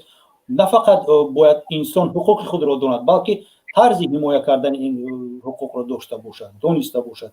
дар инҷа кодекси на фақат ҷиноятӣ мисол одамро метавонад ба зиндон барад. барои ин одам бояд кодекси мурофиаи ҷиноятиро донад ва чанд қонунҳои дигарро донад.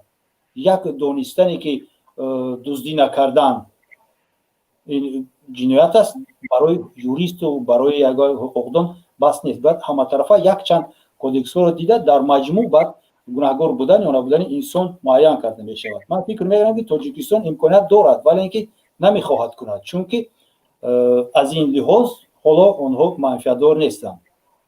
аҳолие ки медонад ҳуқуқашро ва метавонад он ҳуқуқро ҳимоя кунад хатарнок аст ва метавонад ки режимро сарнагун кунад. барои ҳамин хубтару беҳтар мешавад ки аз тарафи ҳукумати Эмомалӣ Раҳмон, аз тарафи раҳмонидо халқи мо бештар гумроҳ бошад, халқи мо бештар кӯшиш кунанд ки дар Тоҷикистон умуман набошанд, раванд берун аз Тоҷикистон ва дар он ҷо зиндагӣ мекунанд, чӣ коре мекунанд кардан гиранд ва ҳаёти орому осоиштаи онҳоро хабардор насозанд. ташаккур бародар. бародар Салим, ташаккур ба шумо бародар Ҷамшед Ёров. ҳоло як нафари дигар бо номи муҳоҷир мехоҳанд гап зананд ки бубинем ба шумо савол дошта бошанд. шояд муҳоҷир нест, рафтанд.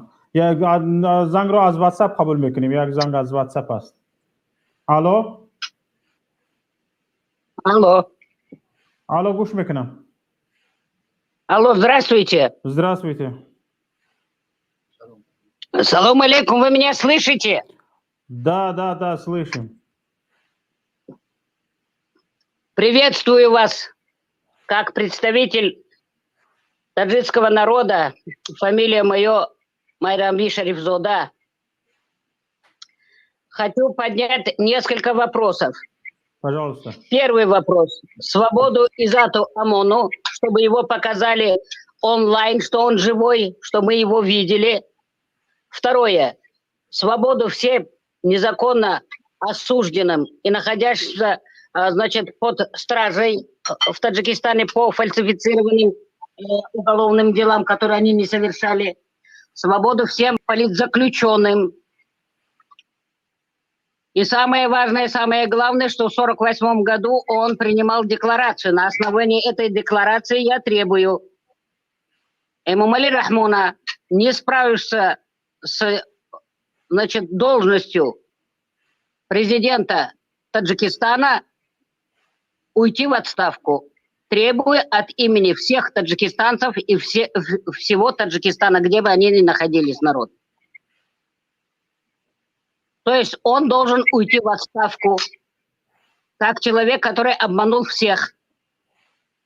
Боятки дигар президенти накнат, аз президент шудан даскашад бо ҳамаи хешу табору бо ҳамаи ҳамин преступникои фарзандошу думодошу келиношу ҳамаи хешу таборушу манаи қайниёшу ва ҳаму 4000 касе ки ҳамроҳ дузӣ мекунанд ва тамоми боигарии Тоҷикистон, тамоми мардуми Тоҷикистон ҳамчун ғулом дар дастшон гирифтагиянд.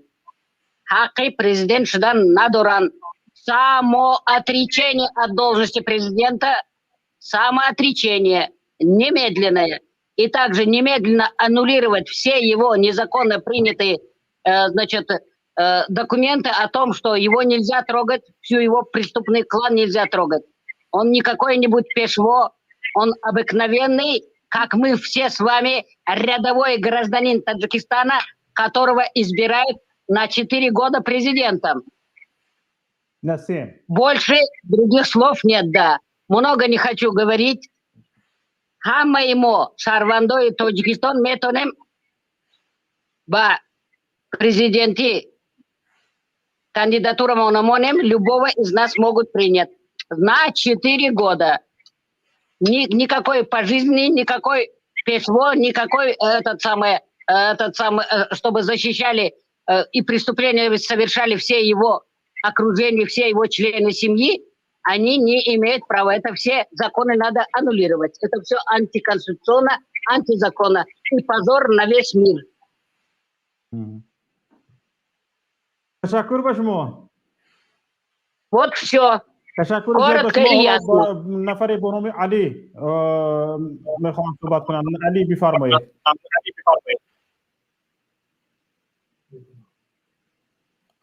علی خوری شدن سعید صابرов или کیم؟ سعید بابویف بفرمایید. شبکت محمد و علیکم السلام و رحمت الله. تشکر زیاد به شما. تشکر از برنامه‌های خوبتون و همچنین سلام و درود به مهمانان عزیزتون برادر فرهاد، یکی از فعالان سیاسی و مدنی، برادر جمشید حقوقدان مشهورمون. واقعا در مورد این بحث ها من خیلی هر جا تماشا کردم و وقت کردم گفتم سهم خود را گذاشته باشم در برنامه شما هم اشتراک کنم. در مورد حقوق انسان و آینده تاجیکستان واقعا این رو گفتنی هستم که در تاجیکستان امروز یک طرف صلح باقی مانده است و تا امروز رحمانوف این رو انکار میکند که ما با حزب نهضت اسلامی تاجیکستان هیچ صلح سازشنامه امضا نکردیم و نامعلوم طرف دیگری صلح کی است. واقعا جای مسخره و تمسخر ملت است اینکه تمامی حکومتداران بخصوص شخص اولی کشور این رو همیشه تکرار میکند و ملت تاکید میکند که ما با حزب نهضت اسلامی تاجیکستان صلح نکردیم. واقعا در این گونه حکومت چگونه میتوان بها داد که حقوق انسان واقعا در اونجا وجود دارد و طرف دیگر غارتی تمام اموال مردم از طریق راغون و دیگر شرکت ها، مثلا شرکت های داماد و قده ها و با قول محمد اقبال صدرالدین که چند هزار داماد و چند تا دختر، اینها همه واقعا یک فاجعه بوده است برای ملت. همیشه برای جیب و حسابای خودشان را پر کردن، همیشه بر ملت تاجیک آزار و اذیت وارد کردن و از زمانی که برای سهمیه جمع کردن مردم را اجباراً مجبور میکردن که برای سهمیه همه باید سهم خودشو بگذارد، سهمیه بگیرد برای راغون. در اونجا رحمانوف این را واقعا درک کرده بود که بدون پشتیبانی ملت هیچ کار کردن نمیشود، چون اونجا سهم ملت رو دید. نمیدونم برای چی باز ملت رو دوباره همه خواهشاتشون رو زیر پا گذاشت. واقعا نمیدونم برای چی ترسید یا اینکه خوف از این داشت که واقعی بر ضرر خودش فروخ میدهد، چون وقتی که دید که نمیتواند ایهوده همین کار نمیبراید دوباره برگشت. زمانی که پروکورور گنرالی اون وقت شیرخان سلیم بود در مجلس، برگشت و گفت که کسی را اگر مجبور به گرفتن سهمیه میکنه به جوابگری کشیده شود.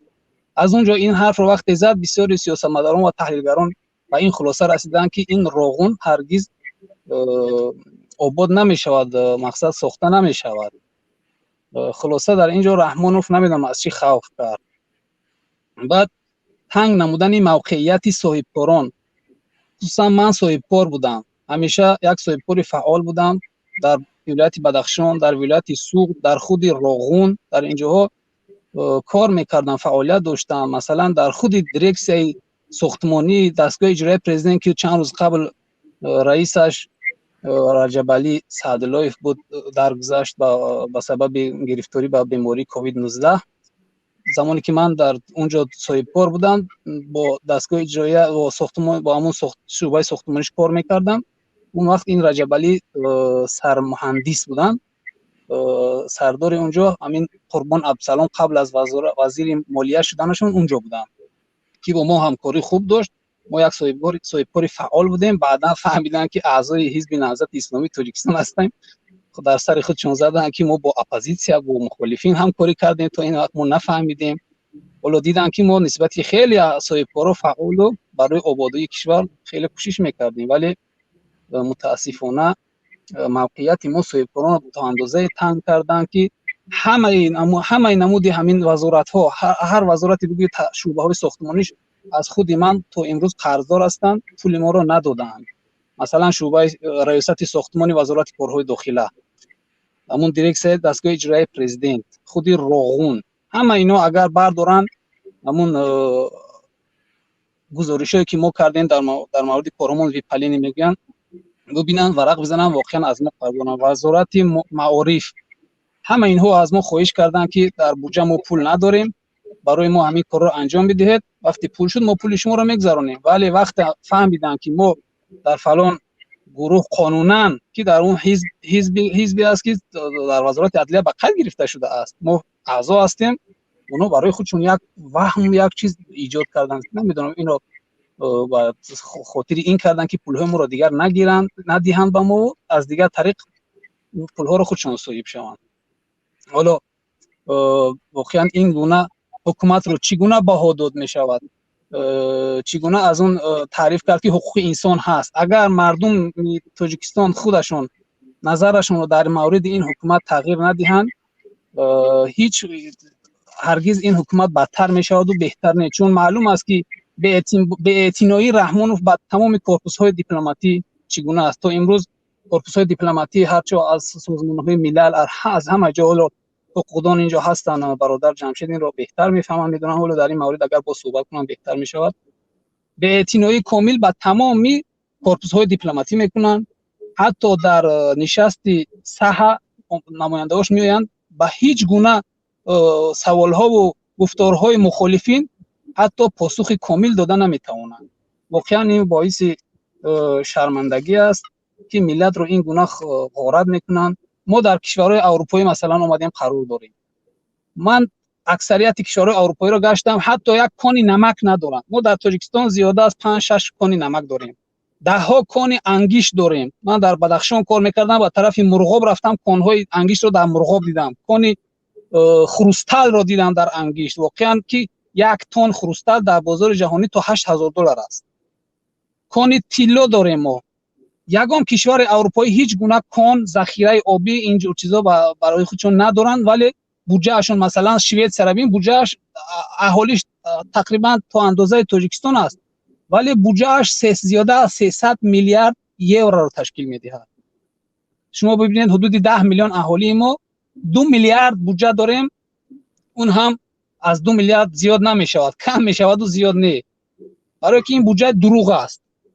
هیچ گونه ما هیچ وقت با این قدر معدن هایی که داریم، کانی سرمه و نمیدونم آلومینی زواد و اینجور چیزا داریم، ولی نمیتوانند همین رو استخراج کنند. متخصصی خوب داریم ولی با کار گرفته نمیشه. زمانی که من در بدخشان با شرکت ساختمانی در اونجا ابیکت کاری داشتم، واقعا آقاخان یکی از تاجرای موفق و پولدار رو از اروپا فرستاد برای خدمت، گفت که یک اونجا برای چی کار کرده میتونی، بعد آهسته آهسته پولت رو جمع کرده میگیری. رفت واقعا دید من منطقه‌های در بدخشان، در فیض آباد، در حصار، در بسیار منطقه‌های تاجیکستان میشود از همون چیزایی که با شمال قوای برق میدهند، نامش چی بود، لکتر میگفتن، چی میگفتن، از همون میشود نصب کرد و گفت من همینا رو میکنم، واقعا به فایده شما است، از دیگه شما احتیاج به هیچ گونه نیروگاه آبی و برقی احتیاج پیدا نمیکنید. بعد آهسته آهسته من شاید پولم رو جمع کرده از اینجا میروم. ولی وزارت های دخلدار به همین کارها اونو رو صدا زدن، نمیدونم خشت برای اهل اولیاء خانواده رحمانوف اون رو دیدن و خوردن با اون، گفتن باشد شما همین کار رو بکنید، ولی همین قدر پولی پیش ما رو میدید، پیش پرداخت پولی ما رو میدید، مقصد دالیای ما رو میدید، بعد همین کار رو شروع میکنید. و من آمدم که برای کشور شما آبادی کنم، یک خدمتی برای شما داشته باشم، تا اینکه برای ملت شما یک منفعتی داشته باشد. برای من لازم نیست شما اگر این گونه پورا وقتی با اینا پورا رو پیشنهاد میکنن، اینا تعجب میکنن چرا ما برای خدمت برای آبادی یک ملت اومدیم برای با خاطر همکاری، ولی این گونه با ما صحبت میکنن. ما از اینا قرضدار نیستیم، برای چی ما برای اینها پول بدهیم؟ واقعا این باعث ننگ و شرم نیست که ما یک مهمون یک از خارجه یک کس میاد برای سهمش رو گذاشتن، بعد همون پولم رو میگیره، میگه آهسته آهسته اون رو با اون این گونه رفتار میکنن. واقعا اون قهر کرد، از اونجا برگشت رفت، دوباره اون رو آقاخان فرستاد گفت بره همین کار میشه. باز من صحبت میکنم چی میکنم، باز دوباره همین گونه رفتار با ایشان کردن. برگشت آمد. واقعا چگونه بها میتونیم میدهیم به این گونه حکومت و به این گونه رفتاری که به ملت ما دارن؟ واقعا اگر ما تمامی همین معادنی که داریم در تاجیکستان، اگر همینا رو بتوانیم متخصصای خودمون رو سفربر کرده، بودجه ما از شویتسیا هم چند برابر بالاتر میشود، با 500 میلیارد یورو هم زیاد میشود از اکثر جاها. چون که رحمانوف نمیخواهد ملت چیز باشد، سربلند باشد، نمیخواهد ملت موفق داشته باشد، چون همیشه موقعیت صاحبکارا و اکثر مردم آزادیخواه رو تنگ کرده ایستاده است. با این سبب هرگز ما حقوق انسان رو کامل در تاجیکستان پیدا نمیکنیم اگر همین روش باشد و همیشه بر ضد بشری، بر ضد نسل ملت ما رحمانوف همین مبارزه‌اش رو پیش میبرد. تشکر زیاد برادر عزیز، بسیار سخن‌های پرمحتوا گفتید. حالا یک نفر با نام مهاجر وارد شدن، آن کس را میشنویم. بعد از آن من یک سوال دارم از یک و یک شما، خصوصا از برادر فرهاد و از برادر جمشید یارف سوال میکنم و جواب شما رو میشنویم و با همین برنامه رو با آخر میرسونیم. حالا برادر مهاجر بفرمایید. السلام علیکم. و علیکم السلام و رحمت الله. آزادی به عزت همون. آمین. آزادی. رحمانوف بوزید میکشیم هوی کن عزت همونوفه. حالی هم دیر نشده رحمانوف. اس یتیموف ساک و ساک بچه ها بوزتون میکشیم، بوزتون میکشیم. رحمت همیقه گفتنی داشتم. خوب تشکر به شما. همین گپو رو به تاخیر هم میگفتید میشد. برادر عزیز جمشید یارف، حالا من سوالم این است، شاید به شما ده ها مراتب این سوال داده شده باشه، لیکن میفهم اینجا تماشابینان پیام نیست به این سوال از شما جواب بگیرن. ببینید احوال تاجیکستان همین است، نقض حقوق انسان، یعنی تمام پیشرفت یک عائله در پایمال کردن قانون‌های تاجیکستان در نقض حقوق انسان است و ما با اندیشه شما همچون یک نفر حقوق‌شناس چگونه میتوانیم از این ورطه بیرون شویم و کی در آینده تاجیکستان، در فردای تاجیکستان به یک کشور قانون محور برسیم؟ در اینجا من میخواستم یک جواب به اون زنی که گفت کوتاه دیم و تکلیف کرد که امام علی رحمان خودش به استعفا داد. سماعت بود گفت همین معنی قطعی، ولی در قانونگذاری جمهوری تاجیکستان هست کلمه استعفای امام علی رحمان پرزیدنت هست، هم خیلی هست. این گپ رو حتی طلب کردن استعفای امام علی رحمان رو یکی از جمهورهای بزرگمهر یارف کردن. تو چی خیلی حق داره که پرزیدنت رو استعفا طلب کنید. بزرگمهر گفت که آخه میبخشد همین در سرقانون استفاده است که در کدام حالت پرزیدنت استعفا میتید، یعنی که اجازت استعفا بوده است که ما همین را شما محترم رو فهمانده هستم که من همون چیز طلب کردم، نمیتونی برو. برای چی من از اینجا آغاز کردم؟ برای اون که به سوال دومی شما جواب دادم که کی همون لحظه ای که امام علی رحمان استعفا رود، نه امام علی رحمان هیچگاه استعفا نمی رود، همون لحظه ای که همین سیستم بیکار کرده شود. و من فکر میکنم که در مرحله اول خوبتر می بود که ساختاری دولتداری ما از پرزیدنتی به پارلمانتری میگذشت و خوبتر می بود که یگان قرار رو دست جمعانه نماینده های یک چند گروه ها، یک چند حزب ها، نماینده های اصلی که خلق و ملت آنها رو انتخاب میکنند در انتخابات های شفاف، همونها قرار برارن، همونها دولت رو یک مدت اداره کنند. بعد آیندهش رو میبینیم که ضروریت به گذاشتن به ساختار پرزیدنتی هست یا که نیست. همین حالا یگان توجیه که ما با فکرم باز کسی را هم گویم که پرزیدنت شود، یکون فکر همون میباید که همون امام علی رحمان خوب بود که بایشیدگی بود. این اشکا از کجای پیدا شد که ای بوی میشه اولادی با کی بوی میشه برای همون بیاید یک کس رو نمانند یک کس رو این و سوالی که کی و سوالی که چی خیل ما از این وقتا برایم چی خیل کوشش کنیم که ما حقوق خود رو حمایت کنیم و با راه حمایت کردن حقوق خود تاثیر گذاریم که حاکمیت از دیکتاتور به خلق گذارد. با این سوال شما من جواب انیق ندارم، باور کنید جواب انیق ندارم. نه که قسما میتوانم گفت که البته مبارزه مسلحانه از جهت قانونی درست است، بر ضد دیکتاتور درست است، ولی این را در همه مرحله از همه آخر ماندن در کار.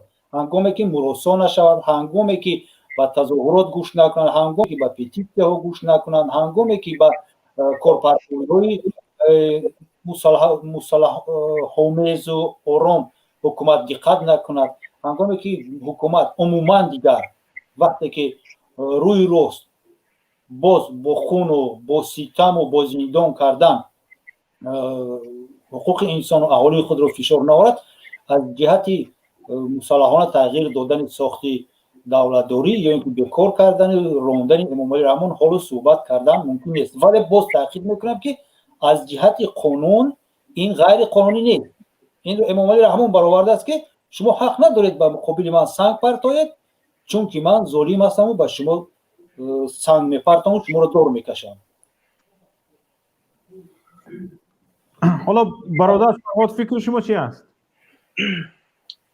چیزی که اکای جمشید خیلی کردن در حقیقت این سوالش مشکل است.